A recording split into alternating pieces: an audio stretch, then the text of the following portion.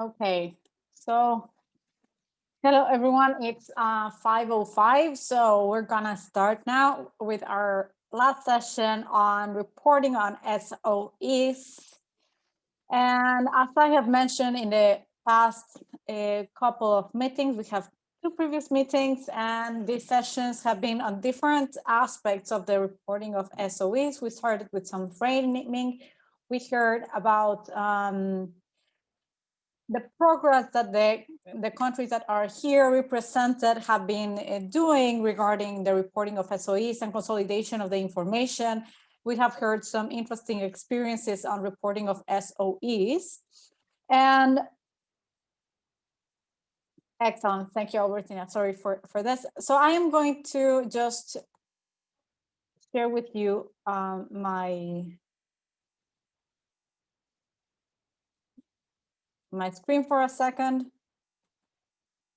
So as a quick reminder of where we are, so we have been doing this these sessions on reporting of SOEs. We've had two sessions before this one. The first one was on framing of SOEs and reporting in the context of fiscal transparency and the progress in these four countries, the fiscal openness accelerator countries. These are Benin, Liberia, Nigeria, South Africa, Senegal, and we have as a special invitee, Cameroon, that has been very active as well, and we're very glad to have you in the sessions. During session number 2, we have information flows for reporting of SOEs, transactions with government, including integration through FMS. And finally, today we have reporting and management of guarantees. We were discussing this with CABRI and thought that reporting of guarantees deserved a whole session on its own because it entails a lot. So here we are now. I am doing this very quick welcome remarks to welcome you all, to tell you how glad we are to have these organizations here with us. Today we have the participation, of course, of CABRI, who is collaborating with us in doing this presentations. We have here Johan, who will be presenting on SOEs on behalf of CABRI. We have Benedict Foley from the Ministry of Finance of Liberia. He will be presenting the progress they're doing on reporting of SOEs, including the guarantees. There's a lot of progress going on, and we want to give you some time to share. Thank you, Benedict. Then we have Robert Clifton from AfriTax South, who will be presenting fiscal risk statements, methodology for development, process, examples. And we're very glad to have you, Robert. Thank you very much. Here, you can say hi. Thank you. Then we have EFA Secretariat, Antonio. Thank you for joining us. Part of the indicators that we have for the FOA project for 2 of the countries, it's an indicator of pillar 6, so 6.1, 6.2 on the transactions outside of budget reports, both for revenue and expenditures, because that is specifically for the part of SOEs. That's for the case of Nigeria and the case of Benin, because it's their specific recommendation that they have from the United States Fiscal Transparency Report. That is a part of the base for the findings and the work we're doing here.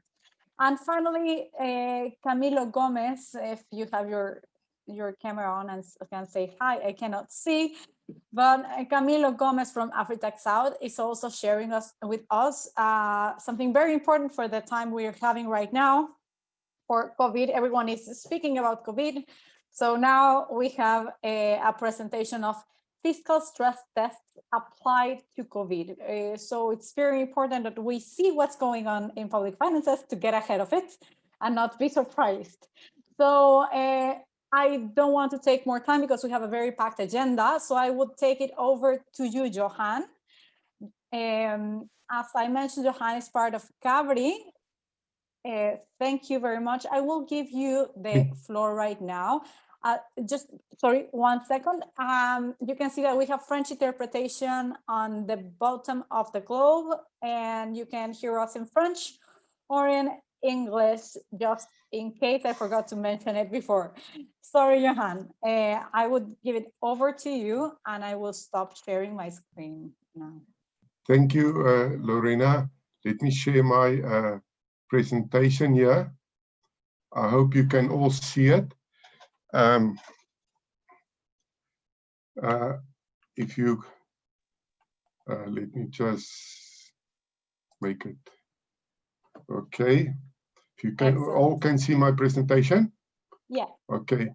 So I think before I start, or before I go into the reporting and monitoring of SOEs, I just want to give you some sort of context in terms of what's happening in this space.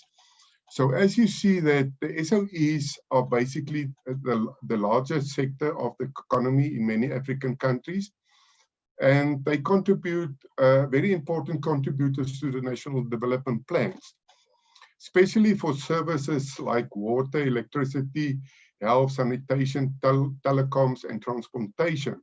So what you find for example, in Eastern and Southern Africa, that there are key players for border infrastructure projects that are critical for realizing regional development objectives.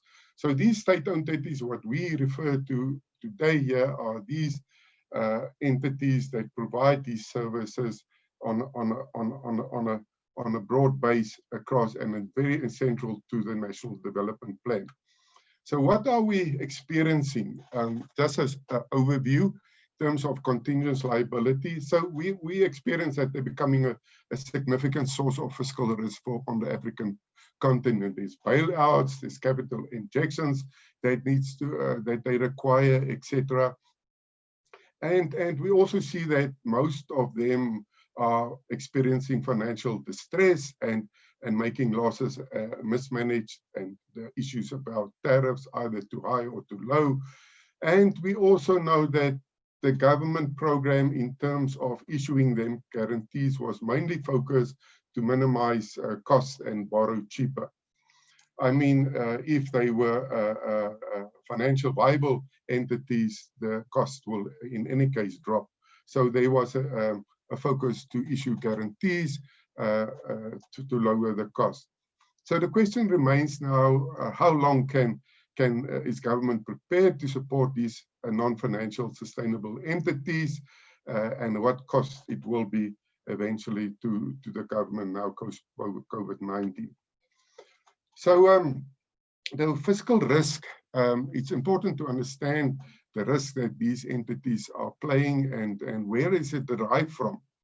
So governments, in its efforts to avoid on-budget expenditures, have sort of channeled public infrastructure developments through state-owned entities.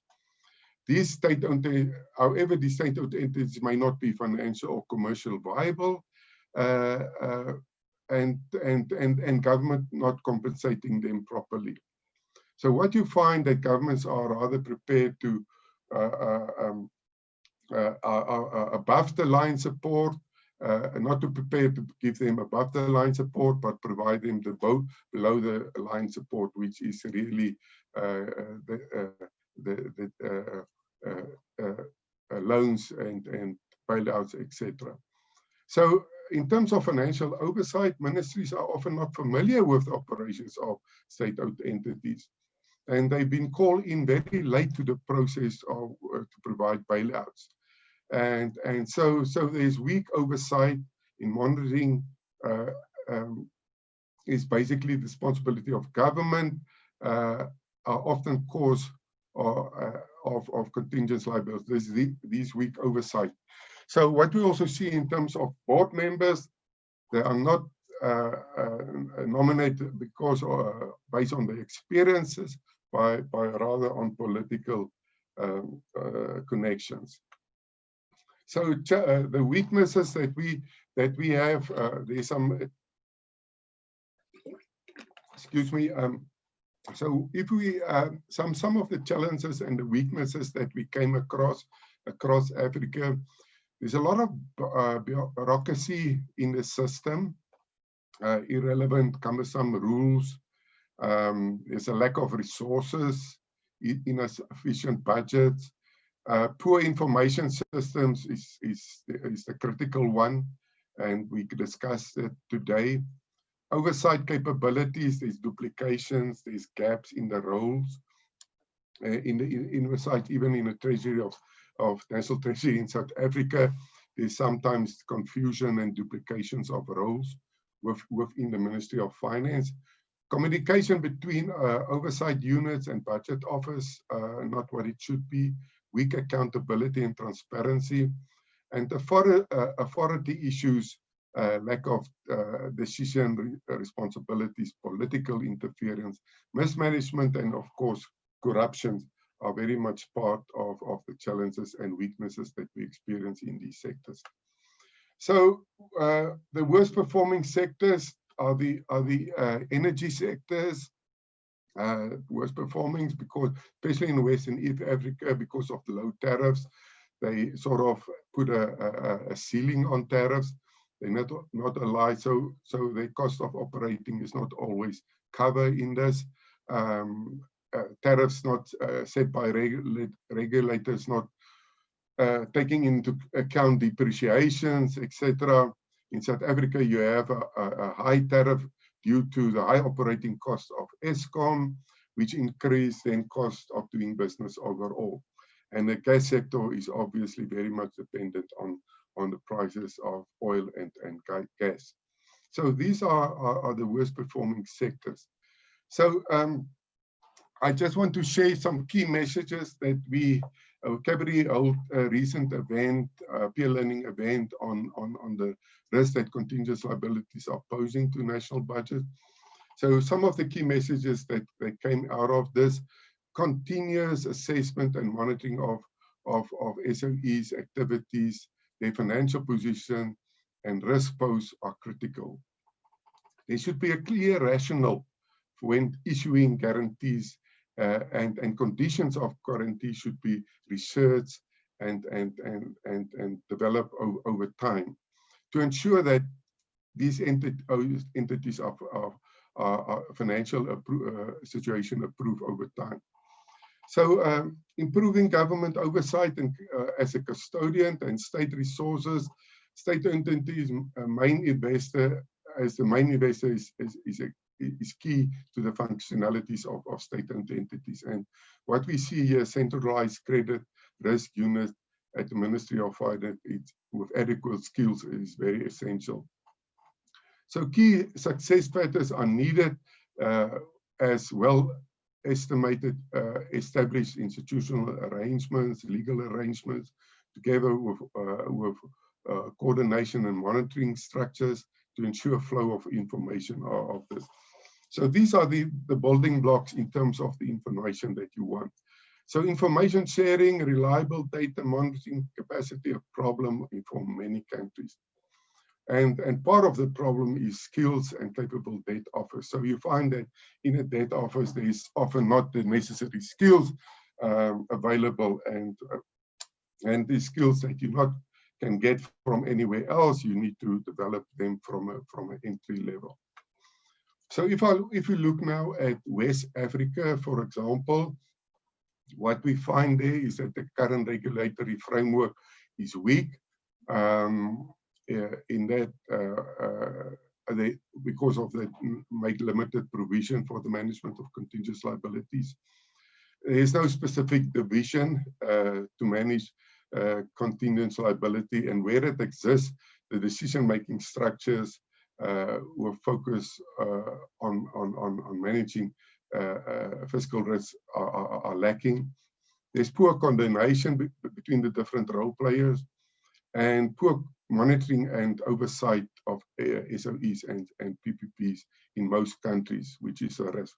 Technical capabilities we spoke about there, and available and sharing of information is not a common practice what we find. So what could be the reason for this unavailability of data? I mean, obviously this information is sensitive, it's not freely available. And unavailability of data is sometimes experience is a result of the coordination problems that role players have experienced. There's a lack of skills, as I mentioned, poor capacity, and sometimes there's a tendency to hide these liabilities to avoid over indebtedness, which could reduce access to non-commercial funding, and obviously budget credibility and transparency in general. Challenges in East and Southern Africa, if we can, they demonstrate a commitment to government building capacity efforts, but it's hampered by poor information systems and poor work processes. So generally, collecting relevant data is particularly challenging, and monitoring systems are often weak and ineffective. But very important, and what we find crucial in terms of this is relationship building. So make sure that the institutional arrangements that is focused on relationship building.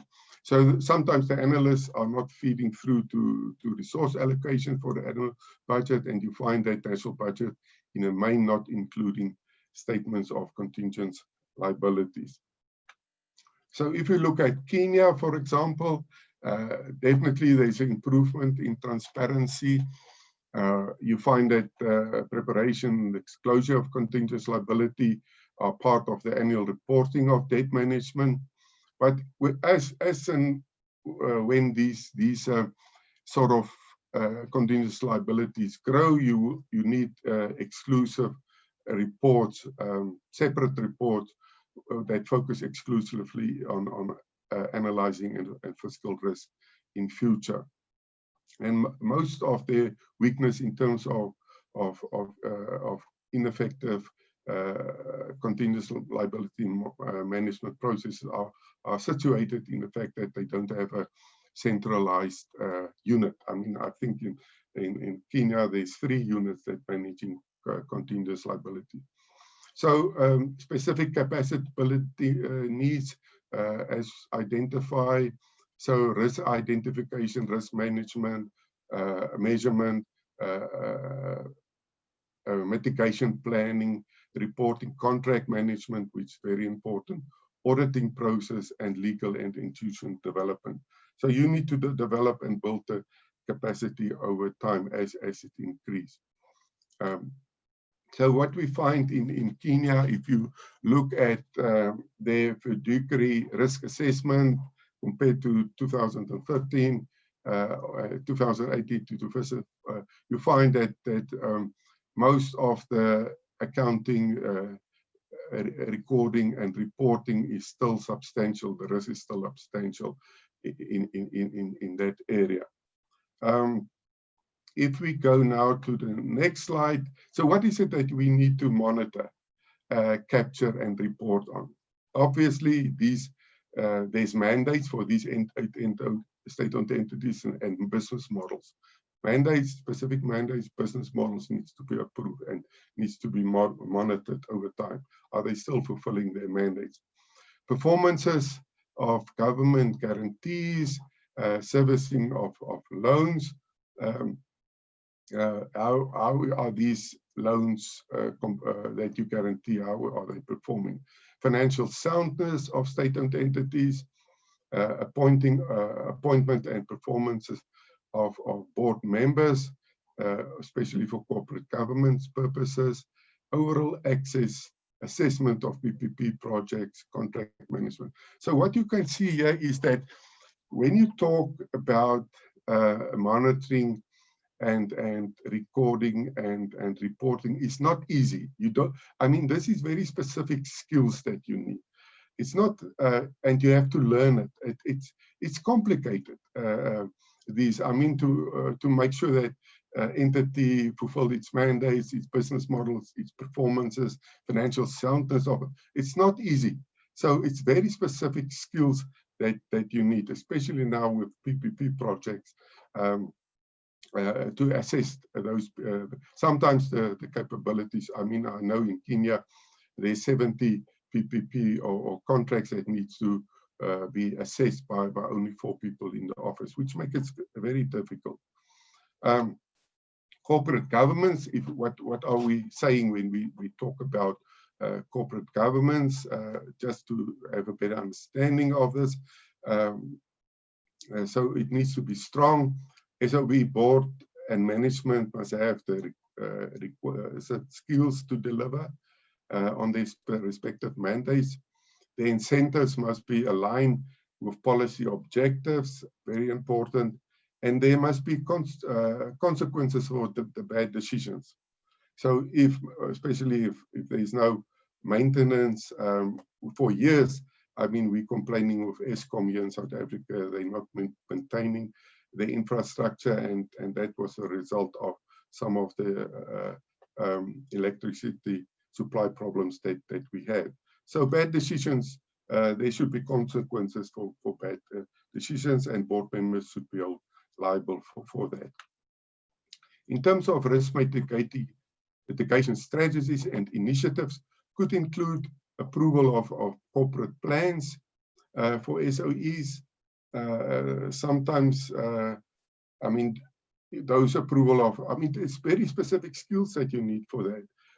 Regular shareholder meetings, reporting should become a regular feature, quarterly financial statements, and the performance agreements should be signed with board members of it with set target dates. So the reason why I'm saying here that now it's a matter of there's very specific things that you need to monitor and you understand exactly what your role as a risk manager should be.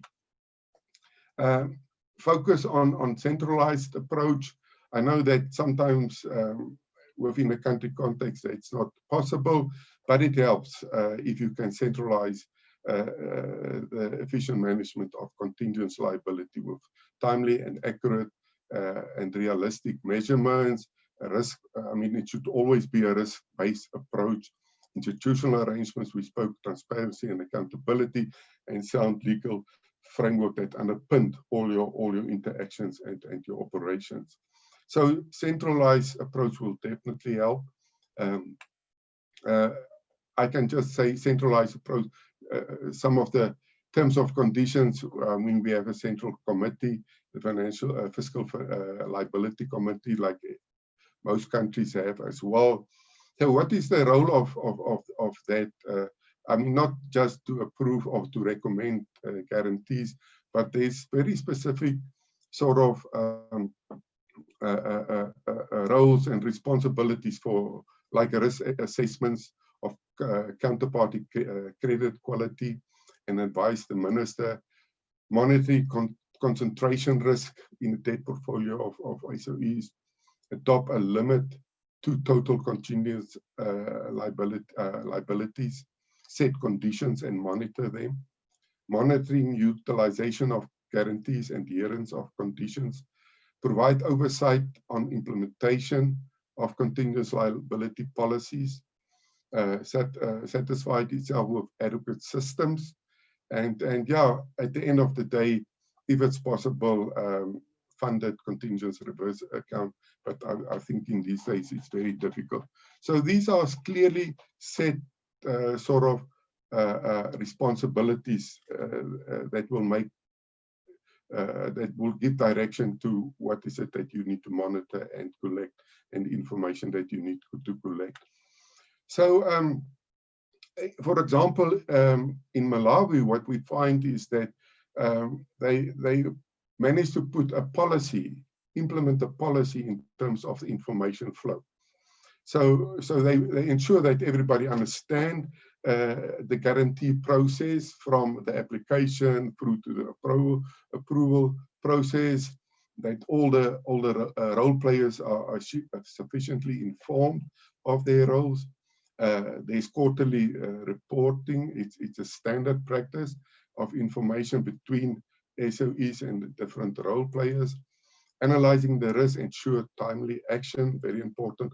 And yeah, again, coming back to strong relationship of workflow. I mean, it's all at the end of the day about building that strong relationship and having that trust for sharing that information. Further, some reporting and transparency policies that I can just mention here is the establishing of a reporting framework, monthly or quarterly. Is very important in order to better understand the access and monitoring of fiscal risk. I mean, it needs to be timely. The reporting and the quality of information is very important. And I believe quality will come over time. It's not that you will have quality information first time around. It builds up, and it's through that relationship that you build, you will eventually improve the quality. And generally, contingent liability are treated as off-balance sheet. So there's a tendency of sometimes in your financial reporting to often neglect these type of off-balance sheet items, which you need to bring on balance, which you need to bring on, should be part of your reporting. And giving the fiscal risk associated with contingent liability, very important that there's clear legal underpinning in terms of transparency and accountability. So that is the only, as you as the operator or the manager of this. I mean, if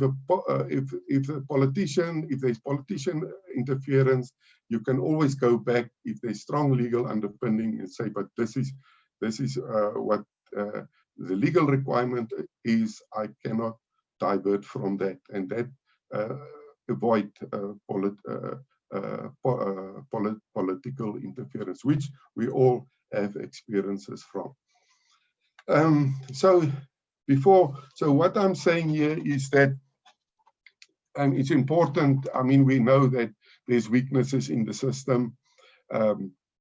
We know that, I mean, understand what corporate governance is all about, what you need to monitor and report on, the mandates, the corporate plans, the performance of the guarantees, the performance of board members, the financial soundness of state-owned entities. PPP projects is very special, and you need to understand what is it that what information you need from that. And all of this is underpinned by processes and practices, which is then part of your legal and institutional arrangement. So all of that you need to be in place to make sure that information will flow at the end of the day. So in conclusion, what we picked up, definitely the risks are increasing.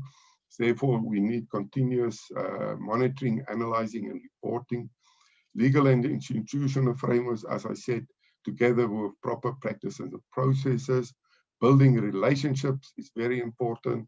A centralized approach can help a lot going forward.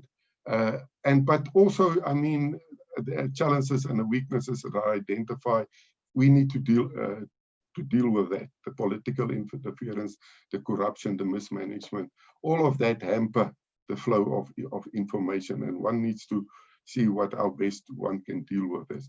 And obviously, lastly, there's capacity constraints all over, and it's something that one needs to work with and see how we can improve, work together, and how we can improve capacity within this area. It's a very specialized area which needs a certain capacity to make sure that at the end of the day, you collect the right information, you analyze it well, you measure it well, and you report it well through. So this is then what I have. Thank you very much. Not sure if there's any questions. Over to you. Thank you, Johan. Thank you very much for this. I think this part that you mentioned, having a clear process for approval. I think that's something that we see when discussing with many governments, that it's not actually there. It's there by tradition, but it's not explicit, like you were saying, and legal framework. And then surprises of lack of information pop up. Before going to questions, I will go to, I have here Benedict. I don't see you now, Benedict. I'm here. You're here? Ah, Yeah. okay. Okay, so before we go to questions, we're going to see how this is actually implemented as well in the government of Liberia. I see you now there, Benedict. So I will give the floor to you. Let me know in case you have any issue of sharing the slides. Otherwise, I can share them for you. Yeah, I would appreciate if you can share the slide for me. Yeah, okay, I will do that. No worries. Here we go.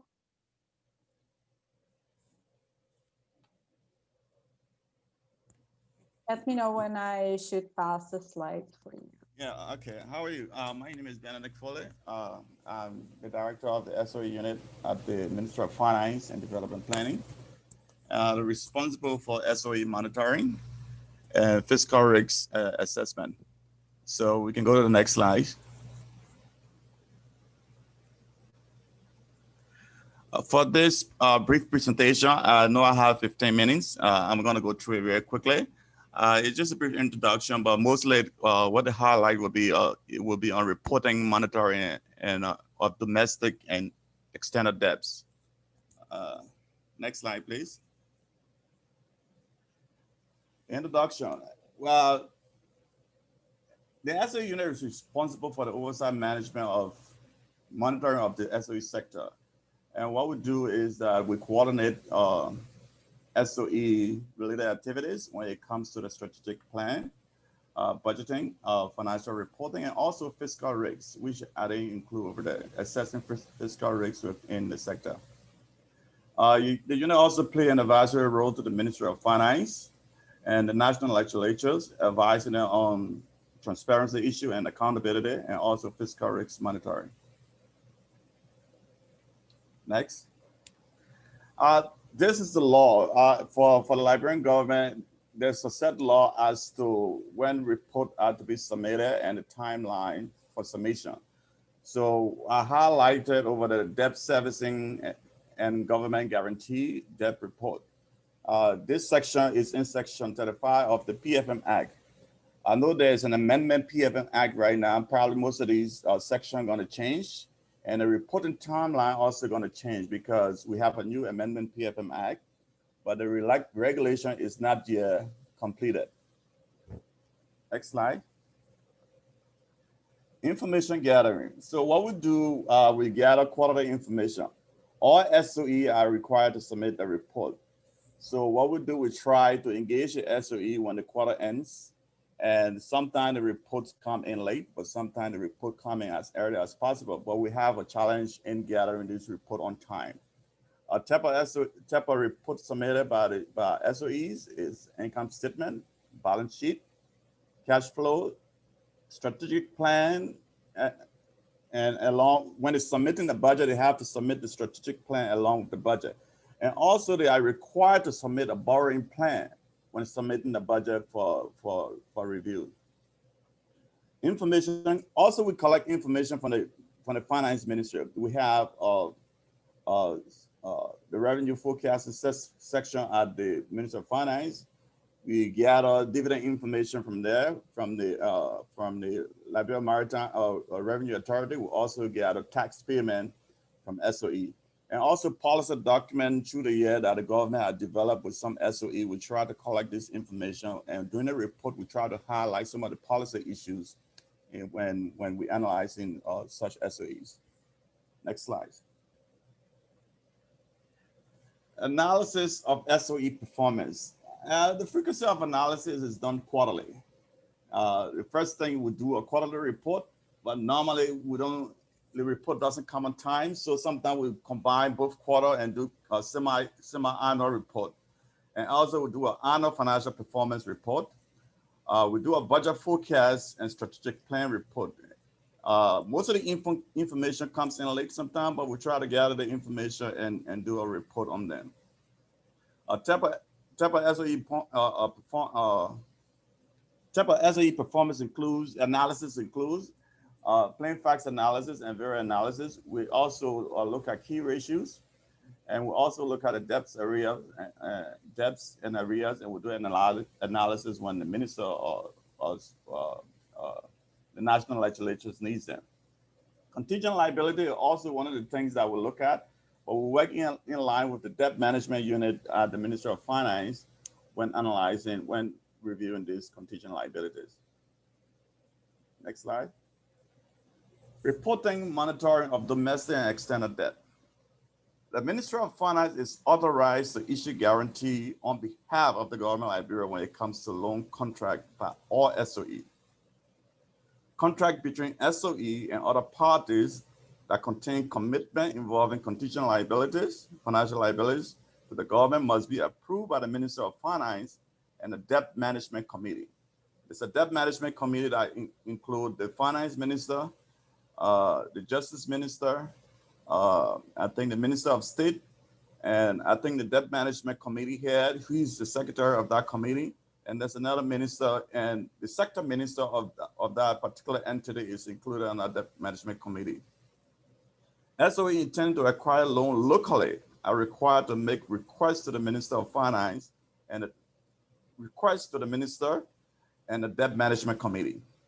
The request to the Minister office is shared with the SOE unit and the Debt Management Committee, and the Debt Management Unit at the Ministry of Finance for analysis and advice. So when this request coming, it comes down to the SOE unit and the Debt Management Unit at the Ministry of Finance, and we do an analysis, we work as a team, do an analysis and advise the minister on whether it's appropriate to give them the go-ahead. Next slide. So I developed this slide to show you the level of debts, domestic and external debts by our SOE sector. If you see the total debt of the sector that we monitor right now, we monitor about 17 SOE. So the total debt is almost about 613 million. 2% of those debts, of that debt is domestic, and 98% is external debts. If you can see the domestic debt, government credit SOE as well too. The GD Bank is who for the 1% of that, and the government owes, most SOE owe GD Bank about 41% of the debt, Echo Bank for the 6% of the debt.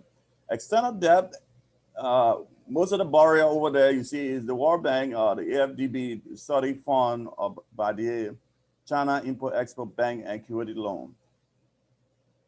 Next slide. So I tried to develop this slide to show you how the debt structure is. If you see external creditor, you see the World Bank, EBI, the amount they crediting to SOE, and the SOE that are acquiring this loan, external debt. The government is on behalf of the government. You see the Liberia Electricity Corporation in the first slide there, LEC. The Liberia Airport Authority over there is the next slide, and the Liberia Water and Sewer Corporation. The Liberia Electricity Corporation, most of the debts incurred by the Liberia Water and Sewer Corporation is from the World Bank and African Development Bank. And also the Liberia Water and Sewer Corporation, also the World Bank and the African Development Bank.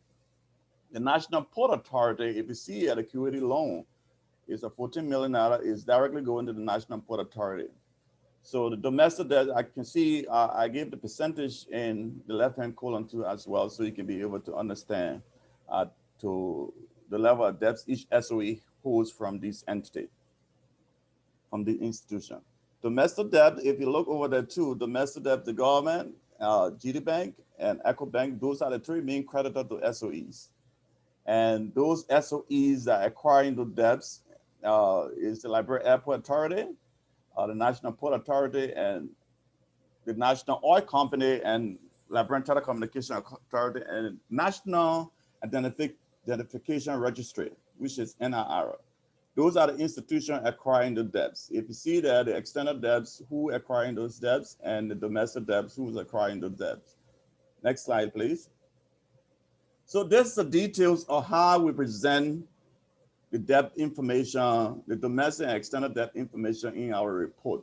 We try to detail it by SOEs, the name of the project, the creditor, the classification of the debt, the credit amount, what support from the government when it comes to some of the external debts, We try to give the year of signing of the debts, the interest rate. Also, we try to list period from those loans, the maturity period, and the disbursement. So this is how we present the information now. But moving forward, because at the time we start developing this report, SOE was government was just borrowing, but right now we're in payment mode now. So the next slide, please. So the next slide, now this is the payment mode as to which we're going to start tracking SOE payments, because we know all of them have acquired this loan. We know they are making payments on it, but we have not been monitoring them. But moving forward, beginning this fiscal year, this is how we're going to start tracking these payments of those loans, the external debts and the domestic debt. So the next slide, and I will just stop here and say thank you, and maybe I will take questions as well too. Thank you. Well, thank you, Benedict. That was a very, very insightful and detailed presentations of how you're doing. I'm glad that we have some people from the IVP here, and I would be eager to hear what they think about these new tables that are supposed to be part of this report. Actually, Liberia in this in the OBI got an A in the question that covers SOE reporting. And then you look at the reports and they're quite detailed. The tables are quite detailed, even identifying if one SOE meets reporting deadline and it's not included, which was very insightful. So I don't know if there are any questions from the floor. I would like to, if you can all raise your hands in case you want to.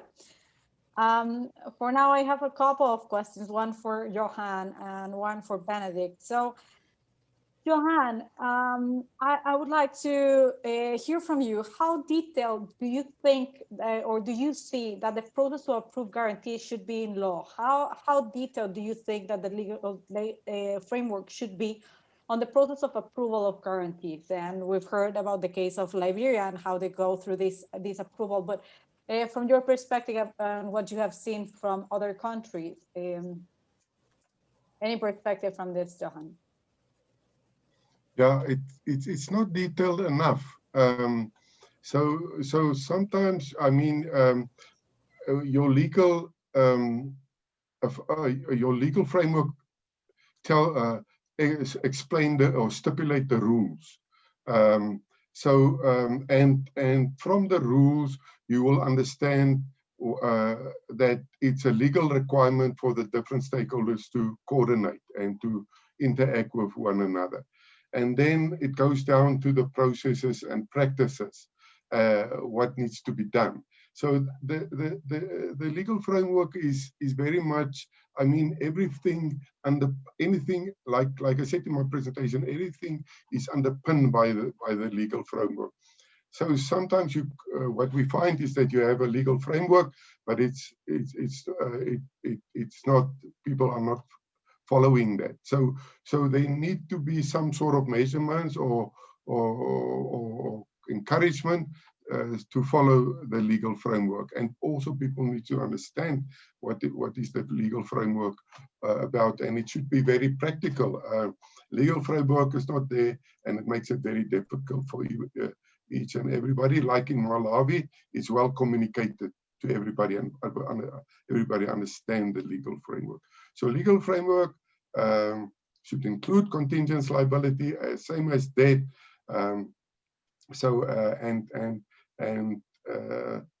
And also in terms of force or enforce stakeholders to participate, or role players to participate in this.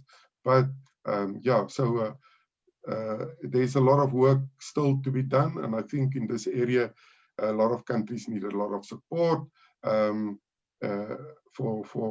to finalize their legal framework.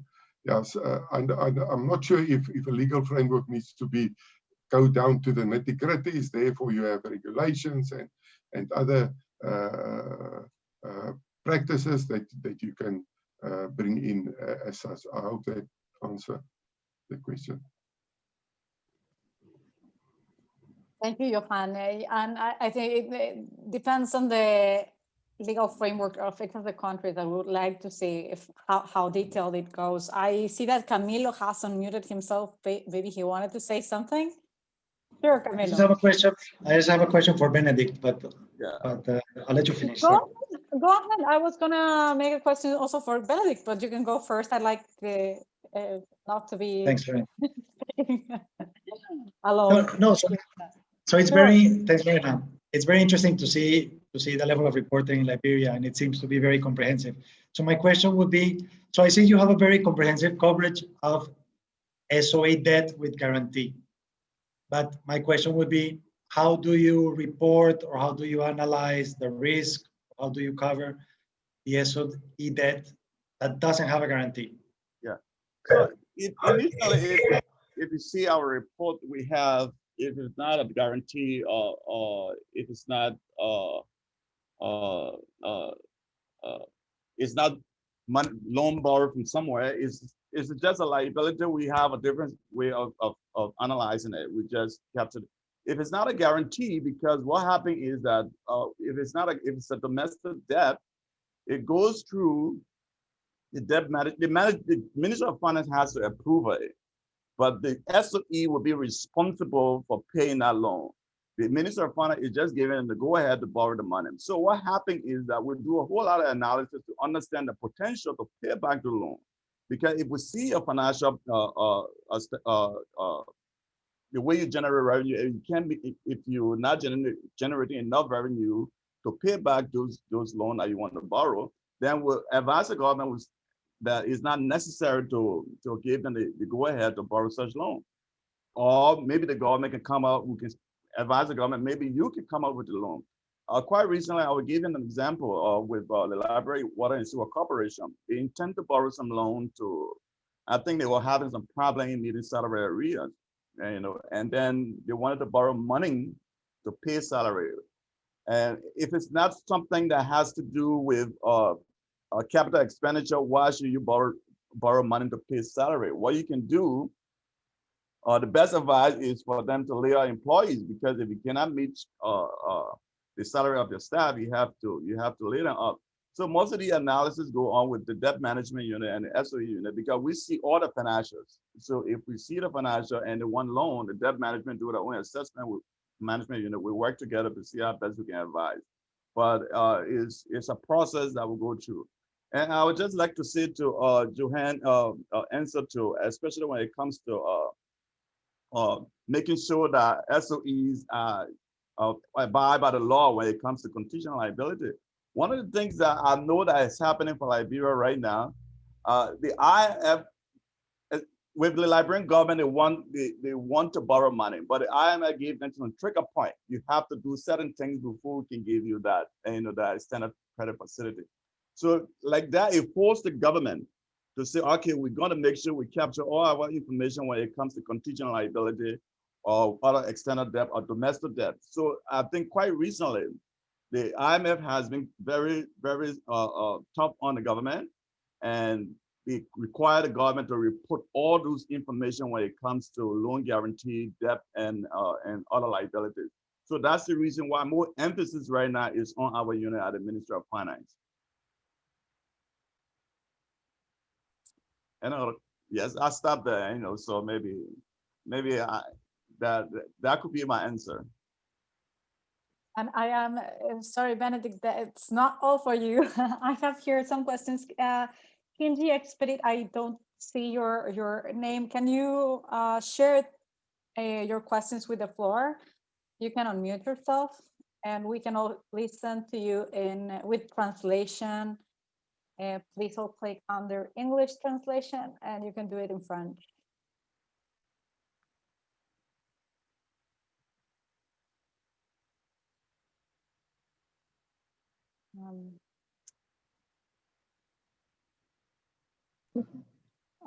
Yeah. Oui, vous me suivez? Yes, can you hear me? Can you hear me? Okay. Bonsoir à tout le monde. Je m'intéresse au cas du. So I was interested in the case of Liberia. Vous me suivez? Can you hear me? We hear you well. Ok, merci beaucoup. Donc, je voudrais Okay, savoir. thank you very much. I would like to know the monitoring unit that centralizes the reports, the balance sheets, all of that. In which ministry is it located? Are they independent in their work? Is there a format for presenting the quarterly reports? And after the analysis, are there sanctions imposed against enterprises that might have had poor governance or poor management? I wanted to know that. Thank you. I can ask something further later on.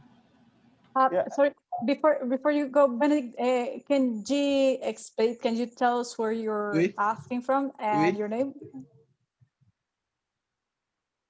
Can you tell us your name? Yeah. Merci beaucoup. Je Thank you suis. very much. I am Kinji Expedi from the General Budget Office in Benin. Okay, Benin. Okay, excellent. Thank you. Okay, I got the second part of the question, especially when analysis is done and whether there is sanction by the government. But I didn't get the first part of the question. So maybe I would just answer the second part of the question because I think I was trying to get some level of interpretation in, and I think I hit the wrong button. But normally, the unit is situated in the finance ministry. I think the unit came about from an IMF study, and because of the risks in the past that SOE has imposed on the government, that the unit should be there to be able to guide the minister and advise the minister as to those SOE that has, that is a going concern or has zero risks of what are you. So what we do is that when we do the analysis, we submit it to the minister office, and because we are not autonomous agency, we're not standalone, we attach to the Ministry of Finance. So the Ministry of Finance is entitled to make sure that those reports are published. And we will go after and make sure the report are also published and share the report. When it comes to sanction, this is one of the things that I've always argued with the minister, not the minister, but with my other colleagues and other things. There is no sanction in the PFN law when SOE violates or submission of a report, or if they having problem with generating revenue or meeting setting targets within the budget, because some SOE they set budget target, but at the end of the day they can't meet the budget target. They can't remit that remittance to government and other things. There's no sanction. But what's government do? The pressure from the finance ministry and other government and other relevant agencies to call in this asset to try to understand. But what we do, and we track all, if you set this your budget, we track your budget implementation quarterly. And if you're not meeting up with your budget target, for instance, for the fiscal year, if you're not meeting with your revenue generation for the fiscal year, we try to highlight that. And for the minister purpose to it, the budget target is important because with all of them making that remittance, there's a risk to the national budget. So we try to advise the minister, if they are not meeting that budget target, you have to call them and make sure you and ask them why. Sometimes we ask them, but sometimes we as technicians, we don't have the authorities. But the minister there can be able to ask them and try to understand and force them to make sure they meet up with that target. But other than that, the sanction in the PFM Act is not strong enough to call. Minister can call the SOE anytime and try to have them do certain things, but it's not strong enough in my honest opinion. So I don't know if the first question was, I didn't get the first question. So whatever the case is. Benedict, the first question was on whether the unit is depending on the Ministry of Finance, and well, I know that it is, but different houses. The ministry, the unit. Oui, si vous me suivez, Yes. Actually, you answered the entire question. Okay, the all first right. part as well. Okay. Yes, thank you. All right. Can I just add? Sure, Johan, go ahead. Yeah, to the sanctions part. I know that this is the most difficult part for for not performing. But that's why it's so important to have that, and it's not covered in the regulatory framework as such. But that's why to have those sort of agreements in place, performance agreements with the state-owned entities, with the board members, the appointment, make sure that you appoint the right board members. Board members should be appointed by based on their skills and the contribution that they will make.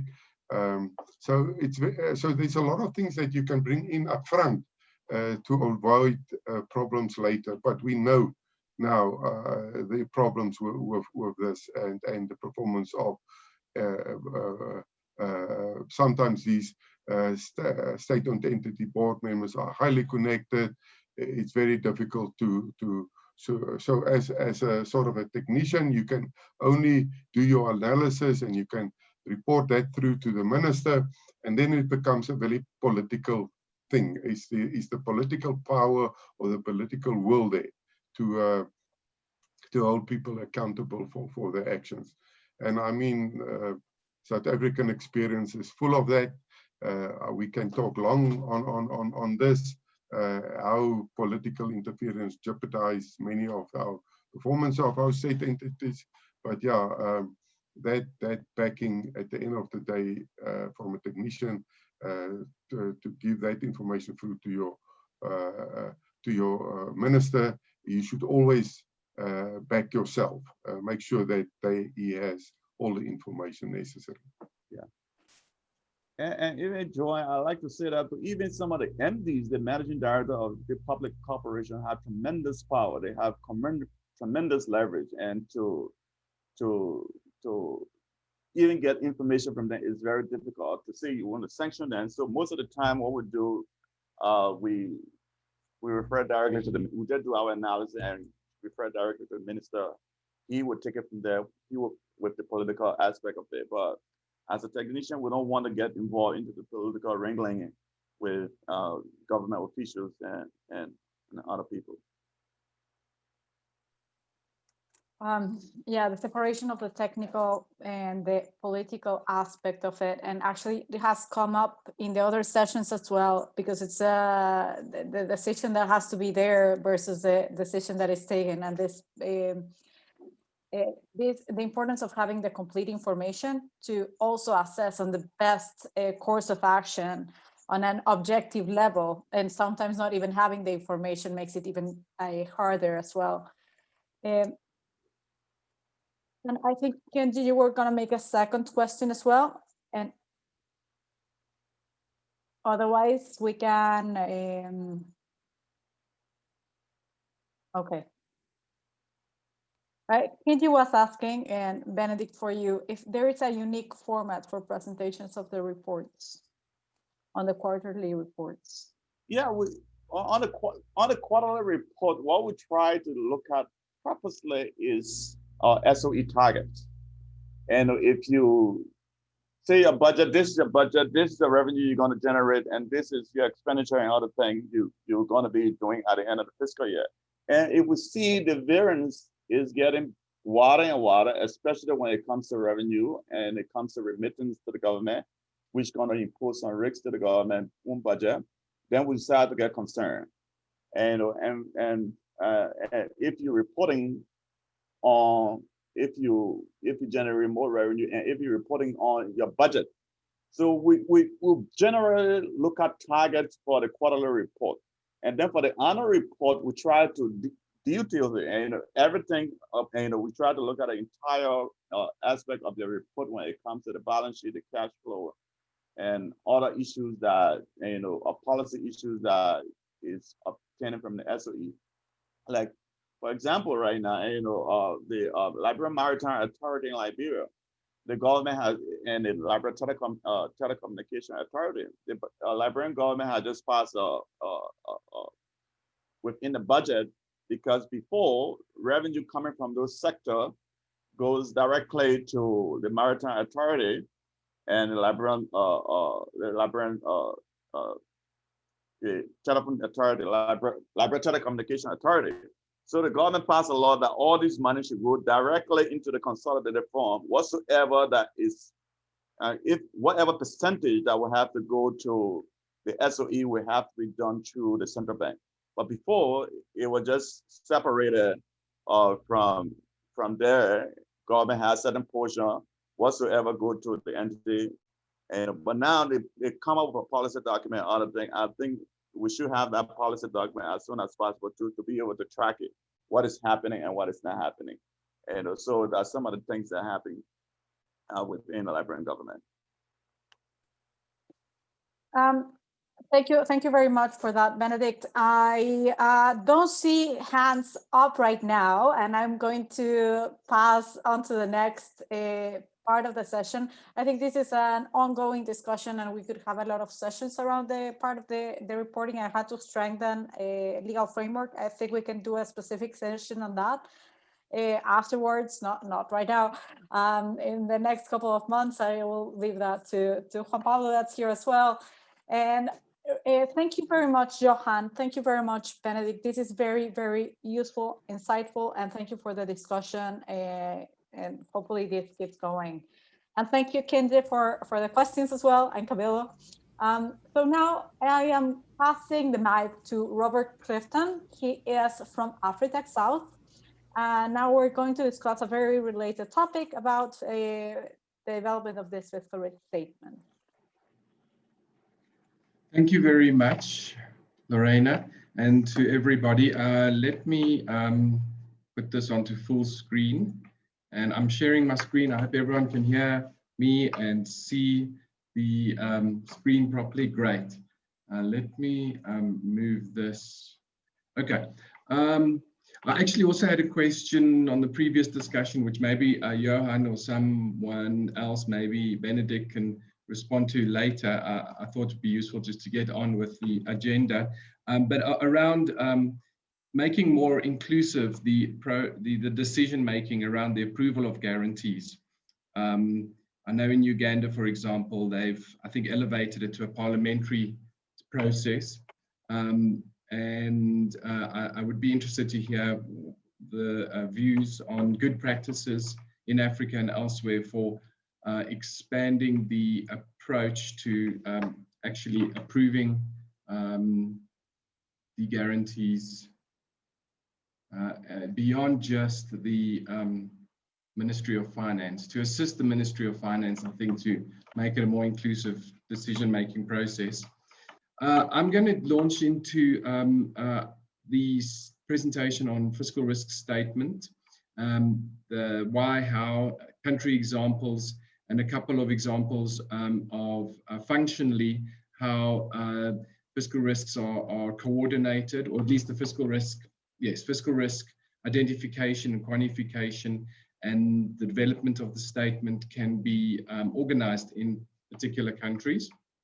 I'm going to be covering in this outline briefly a little bit of background on the value of the fiscal risk statement, on standards and practices that have come into place and that inform the processes and activities and outputs and reports around fiscal risk, some international examples.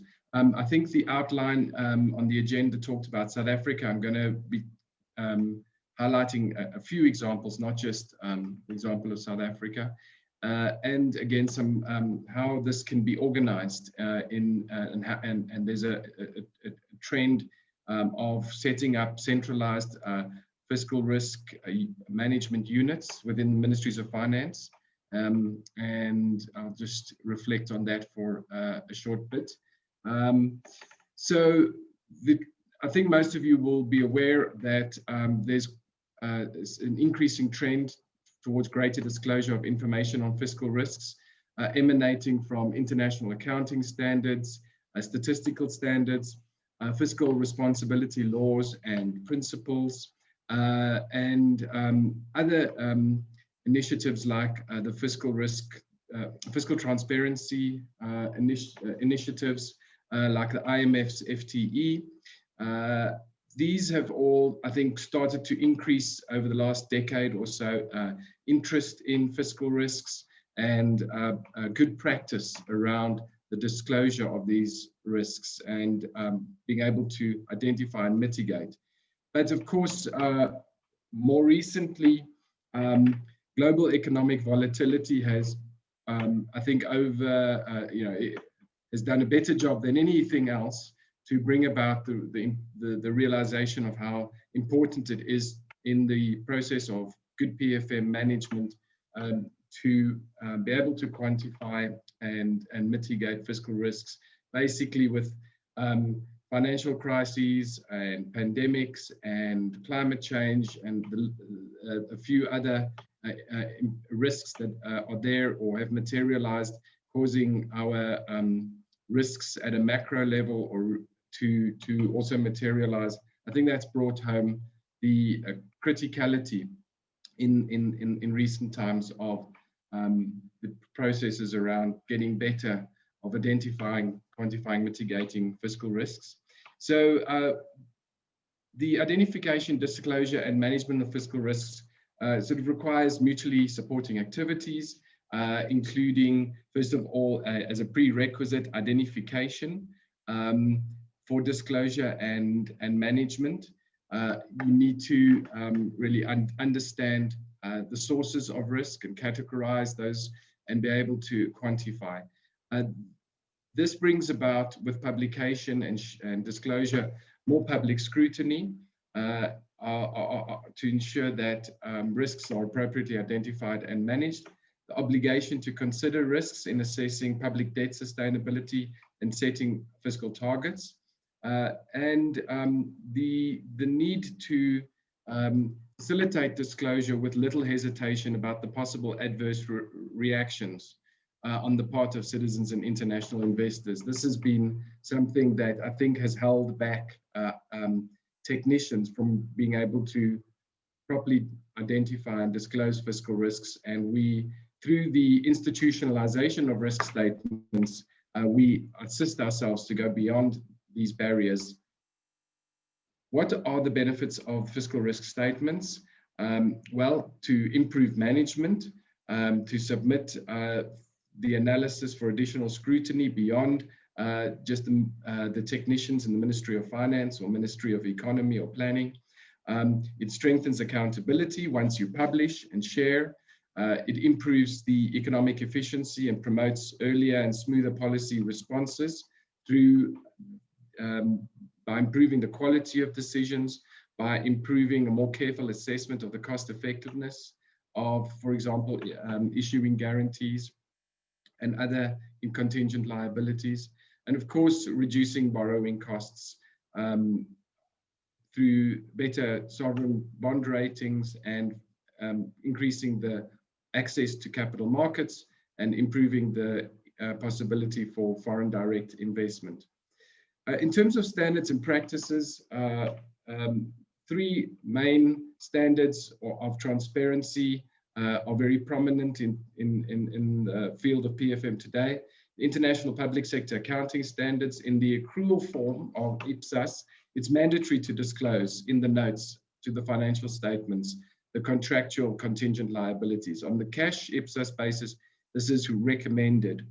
In terms of the financial statistics manual produced by the IMF, the latest version of which is the 2014 version, it's also mandatory to disclose key contingent liabilities as required to the memorandum item in the balance sheet.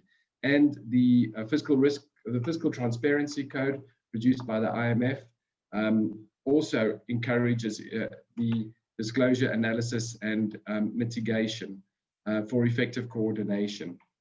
So what is the state of practice in fiscal risk disclosure analysis globally currently? A study done by the IMF titled Analyzing and Managing Fiscal Risks Best Practice reviewed the coverage and quality of fiscal risk reporting arrangements and found that, of course, it varies significantly. In terms of quantifying macro fiscal risks, the sensitivity and scenarios around that, about 30% of countries publish this analysis if and those are the ones that amongst the ones that do the analysis but may not publish it.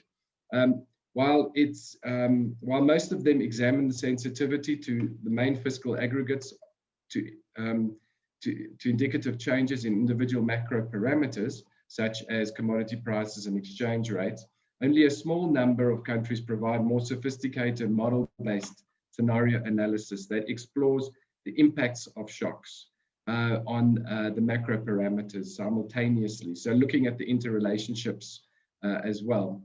4% of countries have begun publishing projections of key fiscal aggregates in the form of fan charts, what's known as stochastic analysis, and highlight the degree of uncertainty around the central estimates. In terms of the balance sheets, very few countries do balance sheet analysis. Even fewer examine the impact of these trends on the future evolution of government assets, liabilities, and net worth. About 2/3 of countries surveyed include some discussion in their budget documentation, so that's very good, and it's a strong basis on which to continue to improve. About 16% of countries surveyed publish a quantified fiscal risk statement listing the specific risks, but sometimes, in most cases, they don't typically disclose the likelihood of materialization. In terms of fiscal sustainability analysis on a long-term basis, 40% of countries publish some form of this. In this group, about half of the countries publish long-term projections for age-related programs, for example, Australia and the United Kingdom. Limitations that impact on all these countries and examples of fiscal risk disclosure is that often they tend to explore only modest sized shocks or the impact thereof, and don't go into or assume independent, symmetrical, and linear kind of responses and materialization, and that's often not the case. There's strong cross linkages often when, for example, large SOEs are unable to repay loans, the guarantees are called, the guarantees may not be able to be serviced, and that brings then challenges and risks to the entire financial sector, which can threaten the entire economy. So you can, the snowballing effect, domino effect is very prominent, and one of the key reasons why fiscal risks are even more important to analyze. It's not just on the basis of individual risks. Balance sheet data is very limited and often backward looking.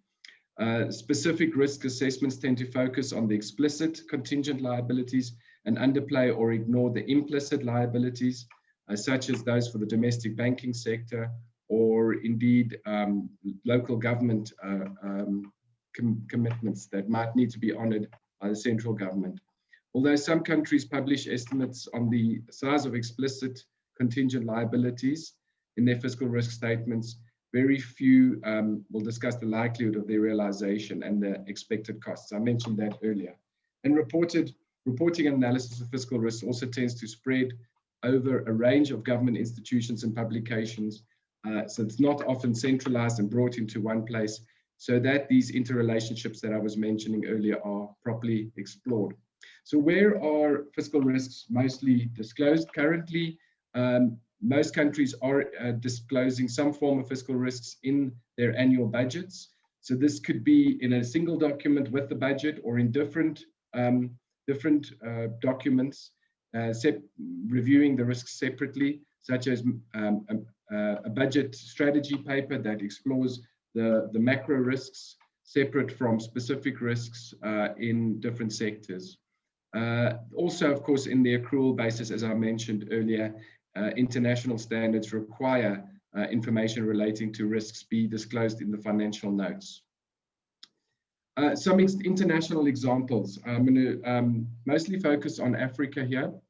For those of you who are not aware, the EAC, the East African Community Protocol, that was adopted in 2014 across the East African countries of Burundi, Kenya, Rwanda, South Sudan, Tanzania, and Uganda, has put in place the objective of monetary union to be achieved by 2024.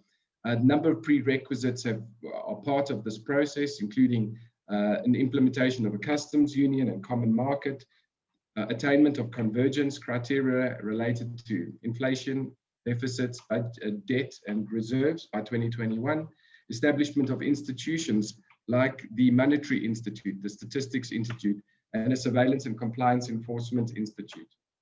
The rationale for the rules is the need to avoid major divergences and destabilizing the currency once it's in place. The role of regional surveillance is to ensure that these rules are observed.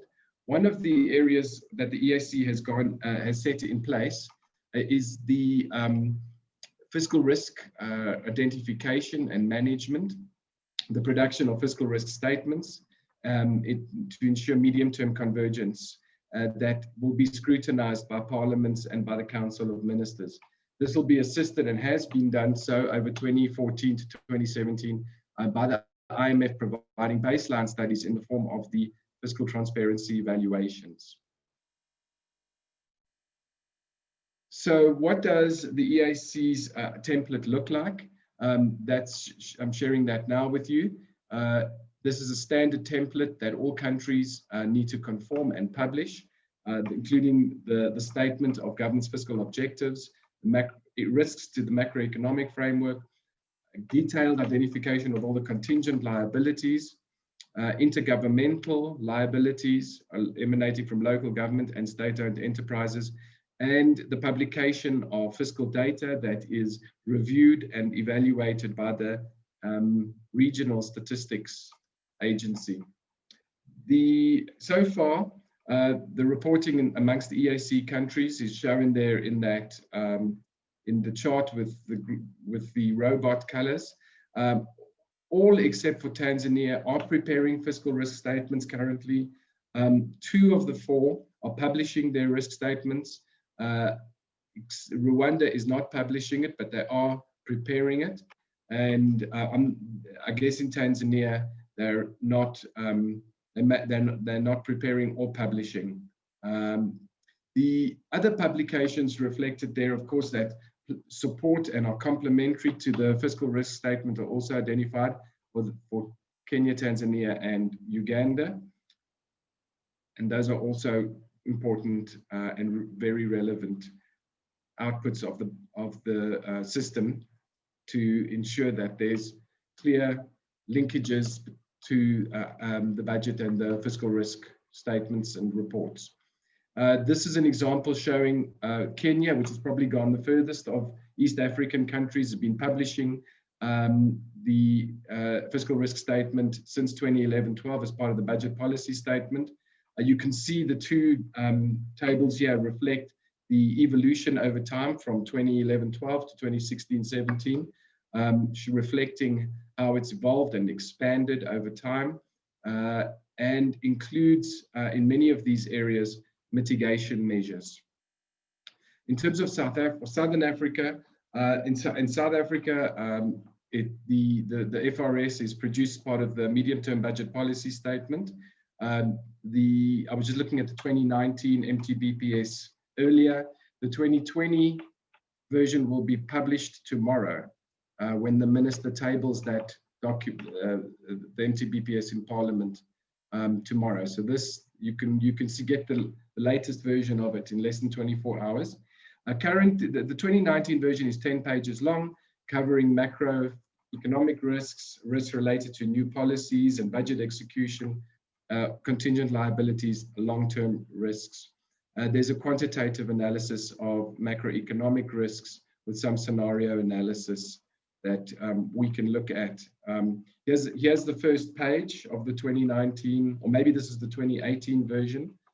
It's, as you can see, it sort of outlines the key categories and the major issues in each, and then it goes on to explain them. In the Seychelles, this is also a I'm sorry, I need you to wrap up. Sure. I've only got a couple more slides. Thanks for the reminder. Sorry about going over time. Let me I was going to say in the Seychelles, there's a similar initiative underway. I'll go through this quite quickly. In the Seychelles, they've introduced the fan charts to show through stress testing, which Camilo will be discussing, the potential impact on exchange rate and inflation shocks. I'm not going to go through in detail the functional responsibilities because I've run out of time. I think in many countries, this is already, there's awareness of how to coordinate the management of fiscal risks and how to centralize. The unit in Liberia is already a good example of such that Benedict was speaking to. Just to end on these fiscal risk units, some of the challenges include the capabilities of staff and ensuring that they have the knowledge and the expertise needed through training and through experience, technical capabilities in very complex analysis areas of contingent liabilities like public-private partnerships, availability of data, and governance. This is important and sometimes overlooked. There is a conflict of interest sometimes when the unit for evaluating and reviewing the risks is part of the same organization that approves and adopts the risk analysis. I'm not saying that it always makes sense to separate them, but this is a risk that needs to be well managed. I'm done, Lorena, you'll be happy to know. Just to say, Camilo and I both have this slide in our presentations just to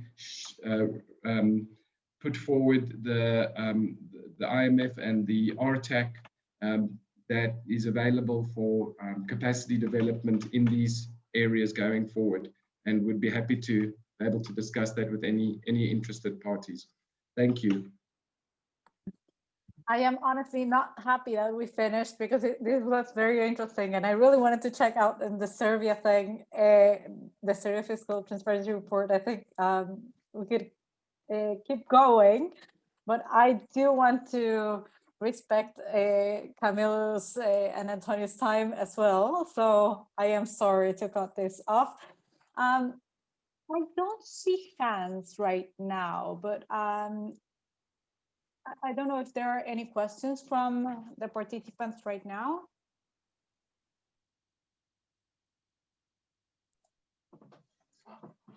No? I'm not sure.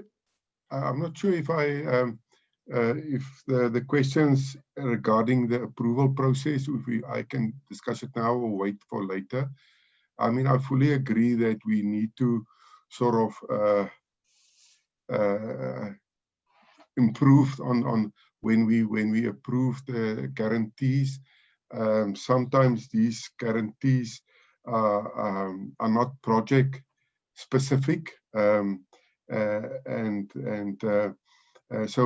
in the conditions, I mean, the conditions that we put forward should be more project specific. I'm just going to go quickly. There should be full transparency, financial and technical data on project level. And the stakeholder generating data and the decision maker, there should be much more closer coordination and interaction there. And the reliable data, the annual reports, corporate plans should be accessible. Sometimes when you apply for guarantees, it's very broad and does not cover the specific challenges that you experience in the various projects, and the guarantee should focus towards should really focus towards the improvement of the financial. So the approval process, yeah, it's sometimes I mean, for example, an entity can come and give you very general or broad base sort of company or corporate perspective, and it's not so. I mean, if they apply for a specific project, sometimes it's very institution specific and not focusing on the project itself. And then, yeah, I agree that sometimes Minister of Finance is poorly placed to access all this information, especially again with project specifics. I mean, it's sometimes you find that within an entity, certain projects are going, the entity might go well, like toll roads, for example. So the toll roads are going well, and then you implement a toll road system on a very important highway between Pretoria and Joburg, and then you have problems with that specific project. So and strengthening SOEs and monitoring performance. It's very approved. So within that approval process, within that providing guarantees, it should not just be because I want to lower borrowing costs. That's why I'm providing guarantees for state-owned debt. There's much more to that. Of course, there is, and I see that Benedict also wants to react to this. Yeah, I think from your presentation, you said something about producing a fiscal risk statement. And because from our unit, and because I think we developed some risk statement for the minister, but some of the statements are not published. And I think because the reason with us, we're not autonomous, and if the minister chooses not to publish it, we cannot do anything about it. So I don't know how to have those statements produced and published independently, because we're not out of the finance minister. We report to the minister office. So I don't know what kind of strategy we can develop to see how best we can have this risk statement published for public viewing. And because at least when public view this kind of risk statement, it put more pressure on the government, and the government does not want pressure. So I just wanted to highlight that and see how best to go about doing these things then. Any recommendation on that, Robert, or for what you've seen? Very briefly, there are examples of independent institutions like the OBR, Office of Budget Responsibility in the UK, that is doing this kind of analysis and publication that's been separated from the UK Treasury. That's not necessarily the only way to go. Bringing to bear pressure from international partners can also help to institutionalize the practice, so that it's not just up to the incumbent minister in the seat of the Minister of Finance, embarking on an FTE, for example, where the analysis is done, or a PIFA, where the analysis is done and the needs are identified and a commitment is made. I guess there's many different ways, and it's got to sort of be specific to and work within the country context. Independent institutions also have their drawbacks and costly, and so that's not always the right way to go, especially in low capacity environments. Difficult to find a right way to go. Thank you for this, Robert. Thank you. It was very insightful, and thank you for this presentation. Actually, yes, South Africa is presenting their MTBPS tomorrow. They would have liked to be here. And we have Prudence somewhere around here. I've seen her around, but not from the area of reporting of fiscal risks. It's a complicated time. And so just a quick reminder that we're recording these sessions because of that. Many of our colleagues have asked us that it was a very complex time. Many of you are in legislative discussions, because the time frame for the budget has moved in some of the countries that are here present, and it was very difficult to find a schedule that would fit all, because when it's not one, it's the other one. So we decided to record this, and we're gonna share it in French and in English. But without any further, Antonio Blasco from PEFA, he is here with us. As I mentioned in the beginning, some of the indicators that we're using for the Fiscal Openness Accelerator project are part of PIFA reports. Some of your countries have PIFA reports. Some of them are a bit not so new, but very insightful as well. So Antonio, over to you. Okay, thank you very much, Lorena. Thank you also, Robert, for your presentation and mentioning the PIFA in it. So I think that is a perfect, introduction. So let me just share my presentation and I will try to, okay. Are you seeing the presentation? Okay, perfect. So let's go then. Okay. Just to talk about SOEs, the first thing that is important to notice is that to be technically correct, we in the PIFA, we talk about public corporations, not SOEs. So in this presentation, we could talk about SOEs or public corporations, but it's important to note that in the PIFA, the approach that we are following is the definition of public corporation as it is done by the IMF in the government fiscal statistics and the thing. The concept is that transparency is very important regarding the monitoring of fiscal risk, especially with public corporations or SOEs, because any fiscal analysis will be only as good as the information is.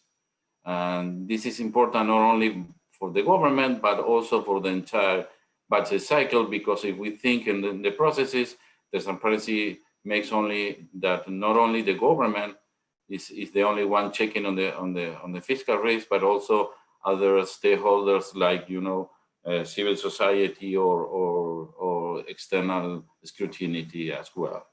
So with that, also we know that public corporation SOEs are a common feature in countries because they're created for a number of reasons. That could be key resources, providing basic services, some to develop some specific markets. So we ended up with a wider range of different SOEs at any country. So we will explain very briefly the PEFAM framework for those that are not familiar with it, just for them to help navigate the report and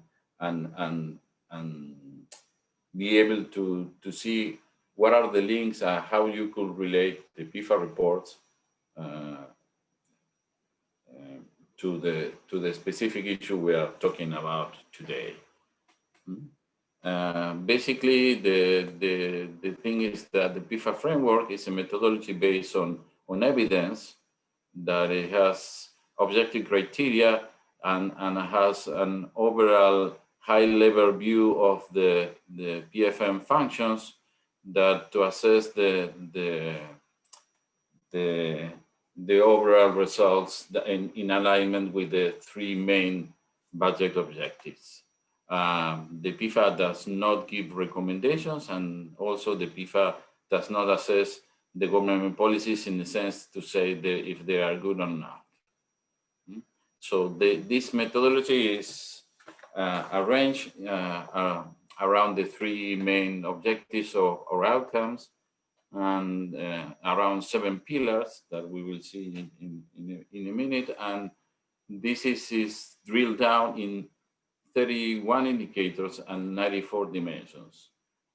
One important thing is that the budget cycle, we will see it, and the focus of the PIFA is mainly on the government budget cycle. So it's not directly focused on SOEs, and it's not designed or intended to assess SOEs performance, but there are certain links that we could use and that are part of the PIFA report that relates, as Lorena has said, with the SOEs and the fiscal performance of and the liabilities from the SOEs. So here we are having, this is the list of indicators of the PIFA report, and we have highlighted those that we will talk about today.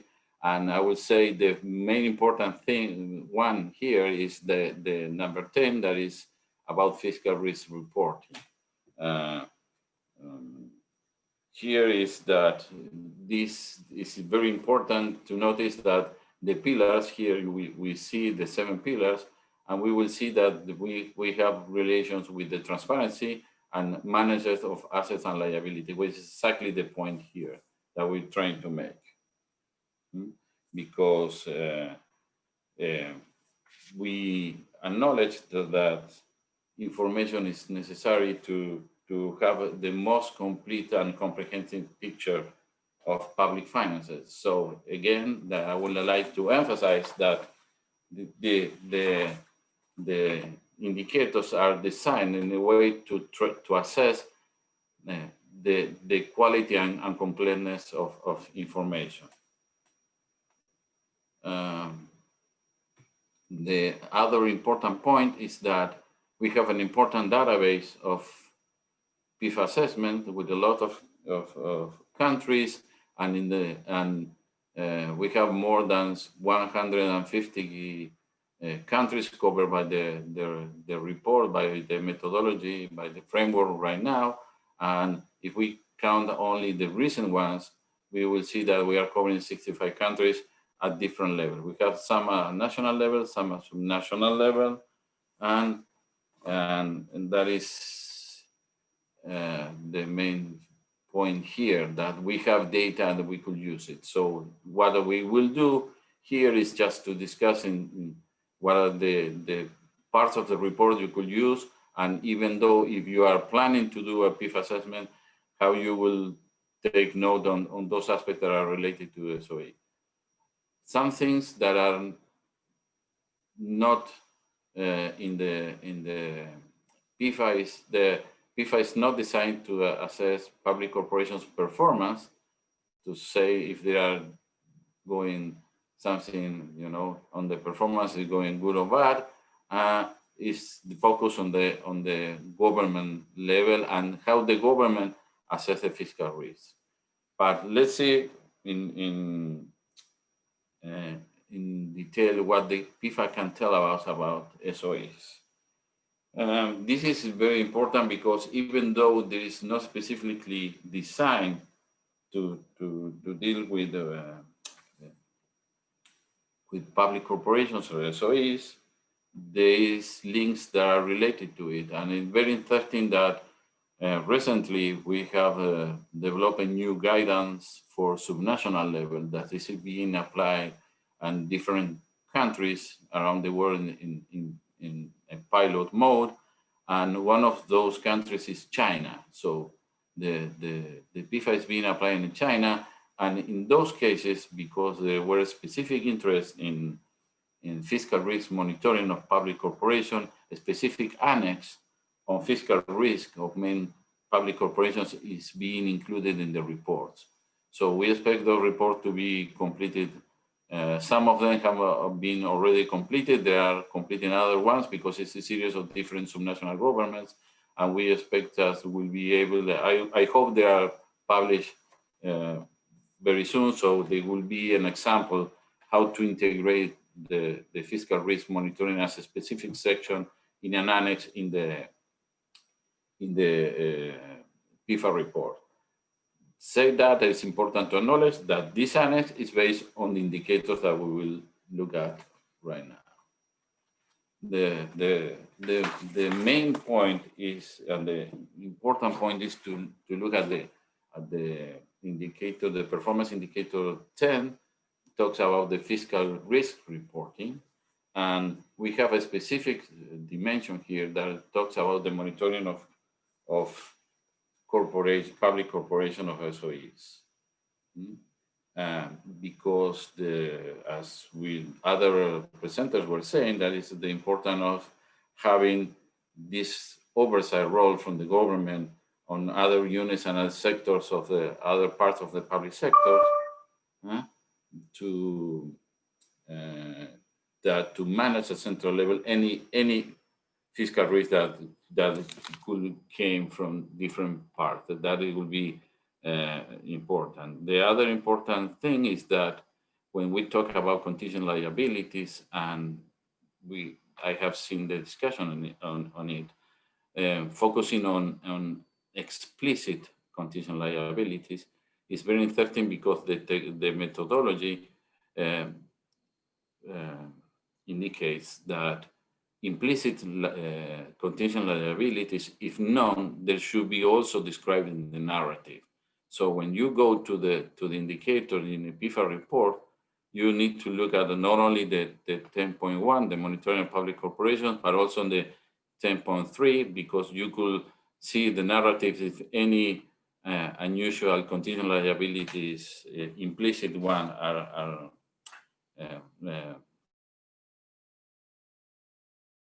the fiscal risk created by public corporations can take the form of debt service default or some explicit guarantees, but sometimes the risk is driven by some, large payment arrears, unfunded community service obligations, or unfunded pension obligations. So the fiscal risk from SOEs are not always derived from loans and guarantees provided by the central government, because the reality is that even those implicit guarantees or those exist, and anyone that has seen the government saving, for example, the financial sector with state-owned banks, they will know that even though they have no explicit guarantees, they are needing to take action on that regard. Here, one specific point is that I think in 13 is that here we're looking at what the methodology indicates as a table, how to tabulate the information. And we could see that a specific mention to the contingent liabilities. And this is important because here is that I would like to make the case of the standard for reporting. Why? Because sometimes we talk about the information from the SOEs, but you don't take into account under which standard we are working on the information is work. Robert made very clear the reference to international standard. I think this is very important because if you have SOEs reporting you under different standard, each one, you are not comparing and you're not taking the right information.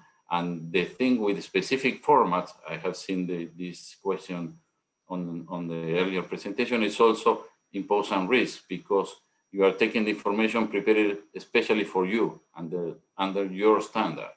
So the verification and the confirmation on the information is much more difficult under such a scheme.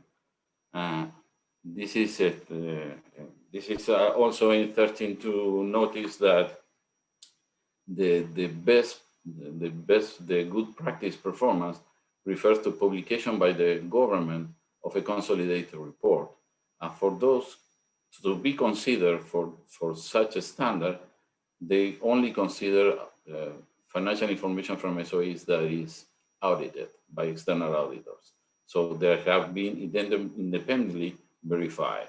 So this is a very important point.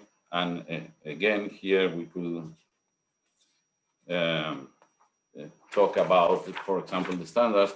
We have, for example, if we talk about PPPs, we have the issue of, the international standard. We have the ISA 32 about concessions that is very specific how you need to record PPPs and also how you need to record. You have also the specific standard on information by segments. So if you are following IPSAS, that mentioned by Robert, we will see that the government needs to inform by segment and inform also the SOE's performance from a financial standpoint. Sorry, Antonio, I also need you to wrap up. Okay, I will do. Yeah, okay. An important thing is that besides the PI-10, we have other indicators that could help us to some some clues, but are not as strong as the previous commented one. One is the financial report of extra budgetary units. This is important because if you have SOEs that are not considered SOEs under the IMF classification, you will see them on the budgetary unit. Well, you need to be careful not to see it in both sides. So a way to simplify this is that if you wanted to do the analysis, you put all the SOEs in the SOE part, and then you have it all on the 10, or you have all the extra budgetary units in the 6.3. But you could not have one entity in both. That's the important part. In public asset management is also interesting because in non-financial asset monitoring, we could include also significant assets, non-financial assets by public corporations, if they are recorded or not. And debt management also very interesting, the discussion, and here the approval of debt and guarantees will be important, that you could have in the narrative of the indicator the processes, if they are clear, and how they apply to the approval of any guarantee made by the central government. Even though the focus is on the central government, if you see that you have a clear regulation on debt and guarantees, that will help you to assess that regarding the SOEs.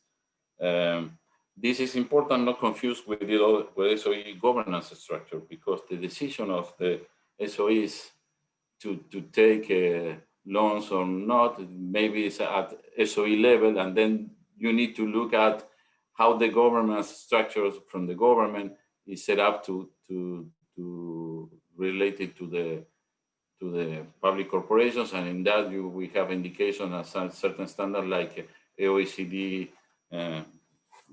paper on good practices on SOE governance. So just to wrap up and finish with this, the main conclusion we have is that even though a PEFA assessment are not designed to focus on SOEs, but could bring useful information, and if you have specific concerns about fiscal risk on public corporations, you could work around, like in China they did, around with the specific annex when you put all this information in one specific space. So with that, I think that I wrap up. I hope now I have stayed to my time. Okay, thank you. Thank you very much, Antonio. And I think we can also probably open this and ask people if they have questions, and then we can share it even after. And we thought of doing 3 sessions because one was certainly not enough to discuss reporting of SOEs, but 3 are not enough either. So we might be opening it more and be adjusting. So indeed, PEFA does not focus specifically on SOEs, but we have found some very interesting insights for the case of Benin and Nigeria, that's developing a PIFA report right now. We also have, there's an ongoing evaluation in Liberia, or about to start. It was supposed to start in 2019. I guess you're going to have more insights on whether it's already started or not. We're looking forward to Nigeria's evaluation as well. I am not sure if we're having one. Maybe you can, Kenji, you can share some of it with us. We have a bit of old one of 2014 for Benin. And we have a new fiscal transparency evaluation from the IMF for Senegal. So, and in South Africa, there's a lot more focus of PIFA at the subnational level. So that's taking a whole other dimension as well, right? I am going to open it up for questions. Please share them in the chat. And right now I am passing on to Camilo, because he has a very, very interesting presentation on how to do fiscal stress tests during COVID times. So this could not be more pertinent. I really want we have discussed this with our dear translators here. Thank you for sticking with us for a couple minutes longer from the presentation time so that Camilo can finish his presentation and complete. Thank you, Camilo. Over to you. Thank you, Lorena. So just bear with me. It's not really a full-on presentation. It's just a couple of slides that I want to share with you. So yeah, so it's not always, it's always tricky to present last in the last session of the 3 seminars, but hopefully I have something different to say than what you have covered so far. So my presentation, my slides are about macroeconomic risks and the new fiscal affairs, fiscal stress test tool methodology for evaluating the impact of COVID. And so I'm a macro fiscal advisor at AfriTax South. But what I'm presenting here is not specific to AfriTax South. It is a new tool from the Fiscal Affairs Department, and it's available from all the technical assistance centers. Now, so let me take a step back, and we know what is the definition of fiscal risks. So fiscal risks are factors that cause deviations from the budget projections. We've spoken a lot about specific fiscal risks, risks that are in an SOE, in a sector, but we also have macroeconomic risks, and they are very much intertwined. So think, for example, of an airline. An airline requires a guarantee, but that airline is subject to what's happening in the macroeconomic environment. We have a COVID crisis. We have a supply effect, which means that the airport is closed. But we also have a demand shock, which means that now the airport opened, but you have no tourists. So the airline needs a guarantee. So while we have been speaking a lot about specific fiscal risk in a sector, you cannot see those in isolation of what's happening in a macroeconomic side. And you need a framework to assess all the different exposures of your specific fiscal risks and liquidity and solvency, which means on the indicators of financing needs in the short term and the long term. So that's what this is about. So this is just to show you the scale of the actual shock that we are undergoing, and COVID is, I mean, the storm of storms. These are the projections, the growth projections from the IMF World Economic Outlook for Sub-Saharan Africa. And you see the orange dots was the projection for October 2019. And the bars are the actual current projection for all the different groups of countries in Sub-Saharan Africa. And you see, first of all, that we are projecting contractions in all the countries, with the exception of fragile states, which we are projecting, I mean, almost zero growth. But the impact is very much differentiated by the type of economy. So you will see that tourism-dependent economies are the ones that are suffering the most, around 5% contraction. So the contraction to growth from COVID in Africa for 2020 is 3%. This is the largest contraction in the history of African growth. And for next year, we expect a rebound of 3.1. You will see that for commodity exporters and oil exporters, the impact is very sharp, and they're kind of hit twice, because they're hit by the COVID, but they're also hit from the lower oil prices. So if you look at the graph to the right, you will see per capita GDP growth in Africa since 2000. And the decline that we have seen in 2020 is equivalent, that 5.4% of drop is equivalent to 10 years of progress in per capita GDP growth in the region. So it is a lot, as per capita GDP growth grows very slowly. If you look at the graphs to the left, it compares the 2009 crisis to the current crisis. It compares in blue the difference in public debt, in the fiscal balance, and the COVID crisis on average causes about 19 percentage points of additional debt compared to 10.5 during the financial crisis. And if you look at the graphs to the right, in red, it is the fiscal position. So the fiscal position of African countries has deteriorated by around 10 percentage points. During 2009, it was 5 percentage points. So usually when we look at macroeconomic shocks and how you deal with that uncertainty when you're preparing the budget and you're doing macroeconomic forecast, you have a baseline, and to that baseline you have sensitivity analysis, which means you just play with inflation, you have lower growth, you play with your macro variables, and you see you have like a pessimistic, optimistic scenario, and then you see the uncertainty of that. Or you can have scenario analysis, which is that you move several variables at the same time, including, let's say, lower growth with an SOE realization. You have a specific scenario with a depreciation, several things happening at the same time. And in more sophisticated regimes, you mix this with a stochastic analysis, which is you mix this with the probability, and that fan chart that Robert was showing you, the probability of all of the different scenarios. Now, so what is a fiscal stress test? And what is this methodology that the IMF has developed to assess fiscal risks in light of the COVID-19 crisis?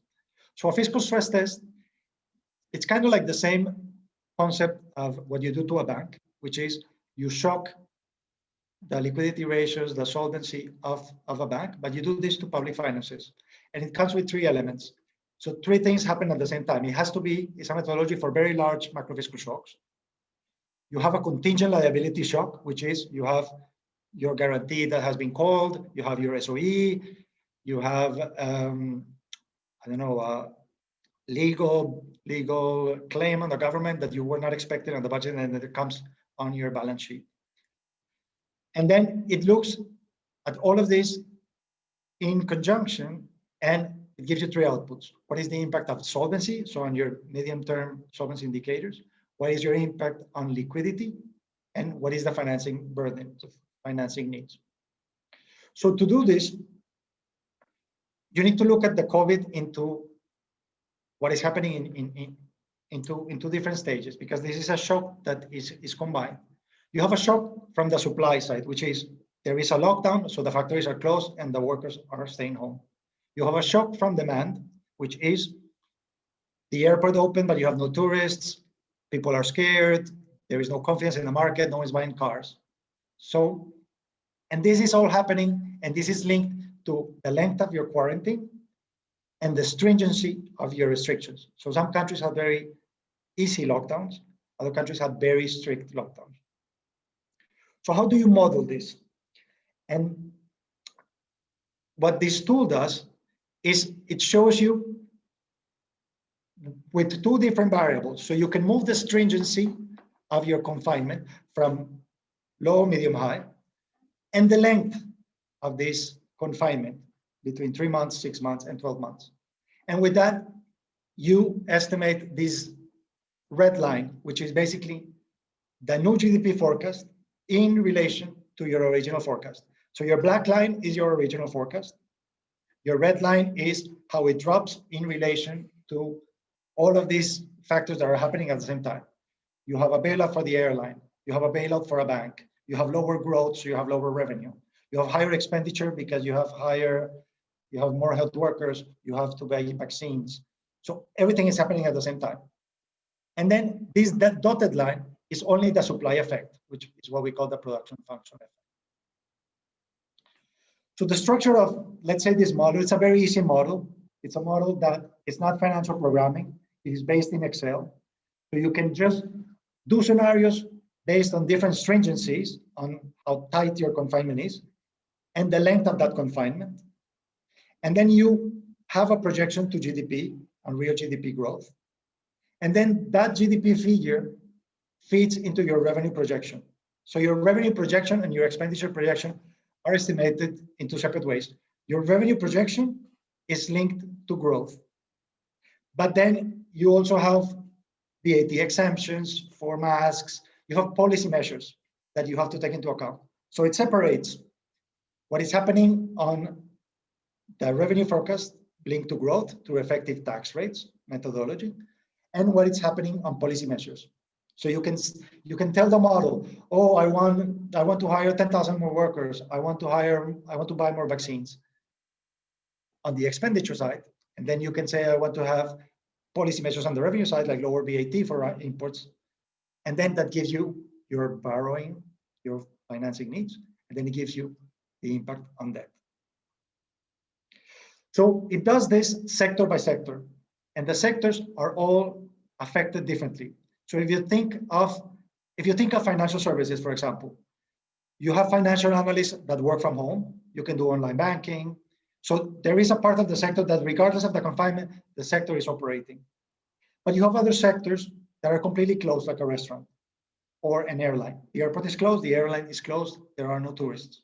So by looking at national accounts and looking at the different impact sectoral-wise, and by telling how stringent and what is the length of your confinement, and you have different scenarios, you can produce an array of scenarios at the sector level that determines your GDP, that determines your revenue forecast, and then you tell them your revenue measures, and then you tell them your expenditure measures that determines your debt. And this is the output of your fiscal stress test. Now, the whole model is based on how you calibrate and the impact of what a contraction does to a sector. And these parameters were defined historically from what happened in West Africa during the Ebola crisis. So we have the data from the Ebola crisis, and that was the basis for the definition of some of these sectors, the impact on sectors. But we also have countries with very good data, what's happening in the UK, what's happening in New Zealand, and we kind of did this combination, and then it's adapted to a specific country. If you look at sector-wise, the sectors to the right are the most affected. So it's hotels, private households, mining, and manufacturing. The sectors on the last column to the left are the least affected. Actually, health, you actually have a boom in health. You have higher expenditure on health. Education, more or less, some people can take classes from home. Public administration and defense, governments are actually spending either the same or spending a bit more. And agriculture, because some of it is subsistence. So the model gives you this array to calibrate it to a specific country. And through a technical assistant mission and working with colleagues in the Ministry of Finance, with the regional technical centers, we calibrate this model, and then we give this model for the Ministry of Finance to do their projections on COVID. But this is a methodology that is not just linked to COVID. You can use this to analyze natural disaster. You can use this to analyze a shock. Has to be a very large shock, right? And you just, instead of using confinement, you just have 3 types of scenarios, low, medium, high. Instead of having length of 3 months, you can have 1 year, 2 years, 3 years. So it's a very useful tool that tells you, that helps you quantify macroeconomic risks. We've been talking a lot about preparing a fiscal restatement. We've been talking a lot about reporting and adding a contingency to the budget, but you have to put a number in it, to be able to put a provision in the budget, and you need to quantify to be able to know how much is the impact of your shock. So without further ado, that's what I wanted to present. Do you have any questions? I think we do have many questions after this. And I think that you mentioned something very important. This is not a tool just for now. Unfortunately, we're seeing more and more natural disasters. We're gonna keep seeing this type of shocks and preparing for this. It's important to prepare public finances for this and be ready for calculating correctly. We were in a technical assistance with a certain country, and they were saying that, why do we have to coordinate with a macro department to produce the budget report, the executive budget proposal, if it's the budget? Well, this is the clear reason. I think it's not the case of the countries right here present, but it's something that happens, and it still happens a lot. Thank you very much, Camilo. We have one question here for you, but before we go to that question, I have here Diafara Seye from Senegal, who will share a bit of their process with PIFA, because I mentioned that they had in Senegal an FTE from the IMF, but he has corrected me that they don't only have an FTE from the IMF, that they also have 3 PIFA evaluations. So he wanted to share as well. So, Diafara.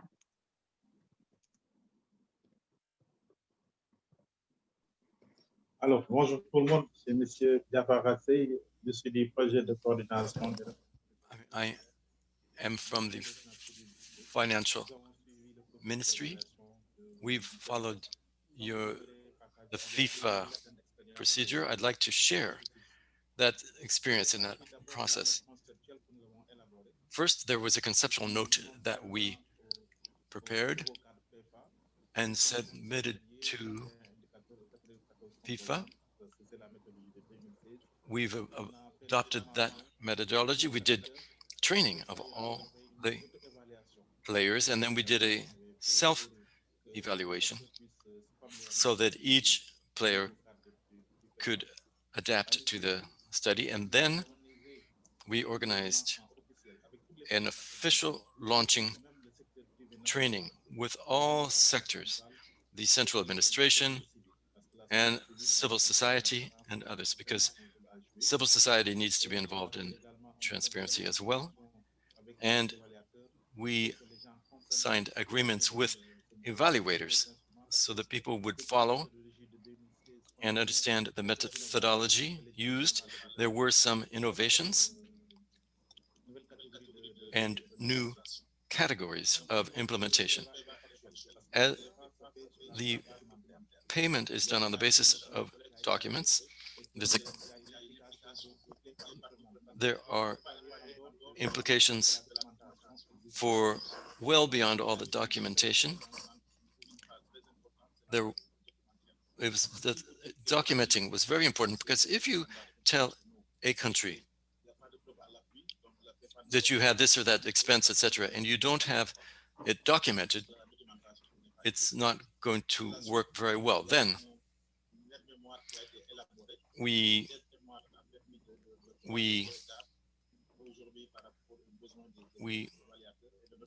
able to compare our requests with the suggestions of the evaluators. All stakeholders were able to be involved. FIFA does not, they're just doing a diagnosis of a specific situation.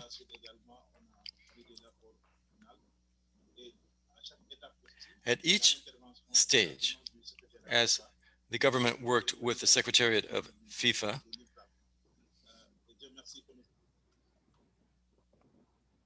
we had the interpreter, sorry, but the sound is extremely difficult, and thank you very much. And I'm available in case you have any questions for any clarifications. Thank you. And so, yeah, interpretation was a bit difficult for the sound, but thank you very much, Diafara. It is actually very useful. We discussed about how to improve. We first need a good diagnosis of what's going on so that we know how to improve. And whether it's the PIFA evaluation and FTE or the open budget survey, it's not just about the report. It's not about getting an A, B, C, D plus. It's about what you do with that. And these reports are meant to give important information for decision makers. It's not about how, if you get a green or red. It's about what you do with them. And I'm sure Antonio can share about some great experiences that have done for transforming PFM processes with PIFA reports. I have seen here that we have a question from Aura asking if the model from the IMF is public, this on fiscal stress test, and you can request it. So that's great, Camilo. So I would just give you the microphone, Antonio, Camilo, if you want to do some closing on this. And if there are any questions on for Camilo or Antonio, please raise your hand now, or we're gonna close this.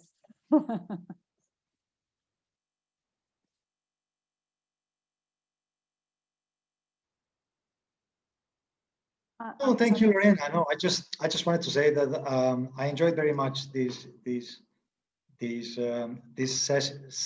of seminars. I think it's very interesting.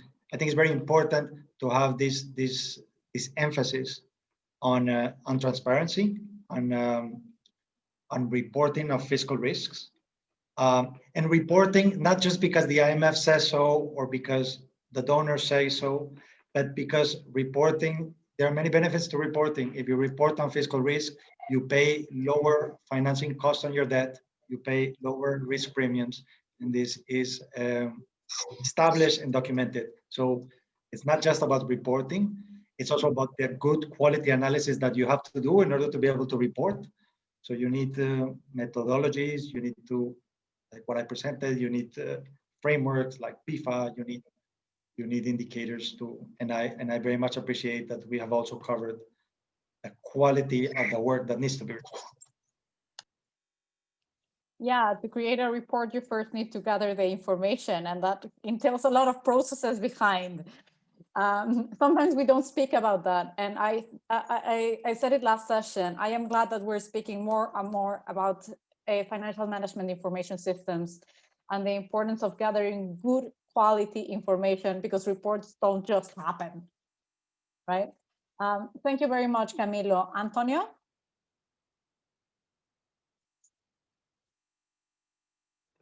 Presentations and very important topic.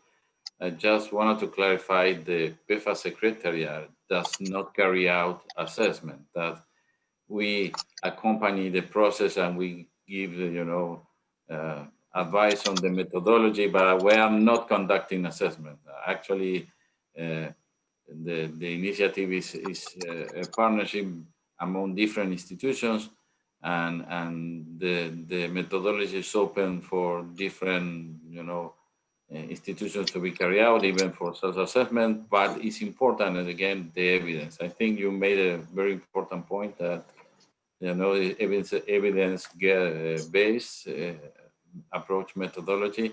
And the other is, I think I want to like to make the point that the assessment is not the assessment for itself. It's not a condition, it's not just it's part of a process of informing the government on the status of things and to reflect on the different aspects and to make decisions. And in this, it's important to be technical and not mechanical. Why I'm saying this? Because one of the things that happens with the PIFA is the PIFA has this qualification. You have an A, and B, or C, or D, depending on your alignment with international good practices. But the deviation from the international good practice does not necessarily mean that you will take an action. And this is the most famous example is Norway, that they have conducted a PIFA and they were very bad in internal audit indicator because they don't have an internal audit. So the score was horribly low. There was a D on that, and then they reviewed and they reflected and they made an analysis and came out with saying our internal control processes works well. We don't think we need an internal audit function at this point. So again, this is important that to inform the process, to work on the decisions, improve the information, and then have better decisions and better management based on better information. Thank you very much, Antonio. So information for what? Information for good decision making. So I am deeply sad that we're closing, but very happy that we closed on this very interesting note. This session was very interesting, and we started to have a great conversation. I would wish that we could keep this going. But until next time, thank you very much, Camilo, Antonio, Johan, Benedict, Robert. Thank you. I think we lost Daniele, but I wanted to thank her for being part of the organization of this. And I think we don't have the people from the USA department here that are helping us with this Fiscal Openness Accelerator Project and the OGP. And as Diafara mentioned, it's important to have a civil society as part of fiscal transparency and improving public finances. So thank you again. We're going to certainly follow up. I see that Juan Pablo is unmuting. I think he wants to say just to say thank you, because not only this has entailed your time, your expertise, your investment, and your commitment to share, but also thank you to you, Lorena, because of the design, the coordination, and a very, very nice outcome. Thank you.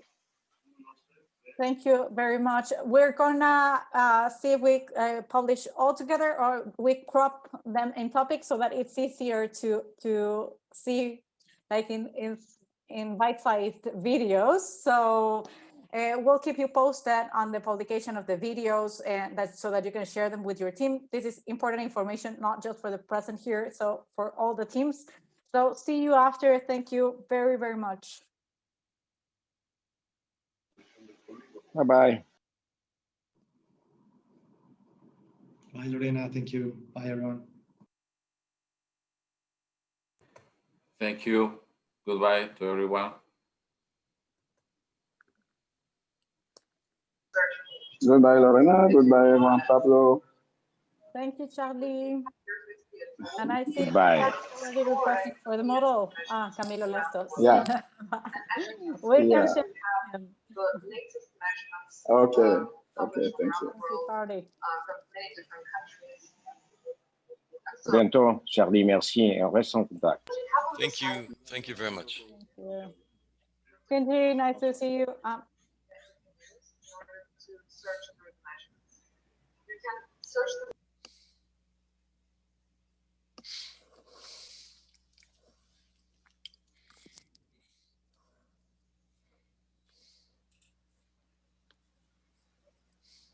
Muy bien, Lorena, gracias. ¿Ya dejaron de grabar? No. Sí, ya lo paré.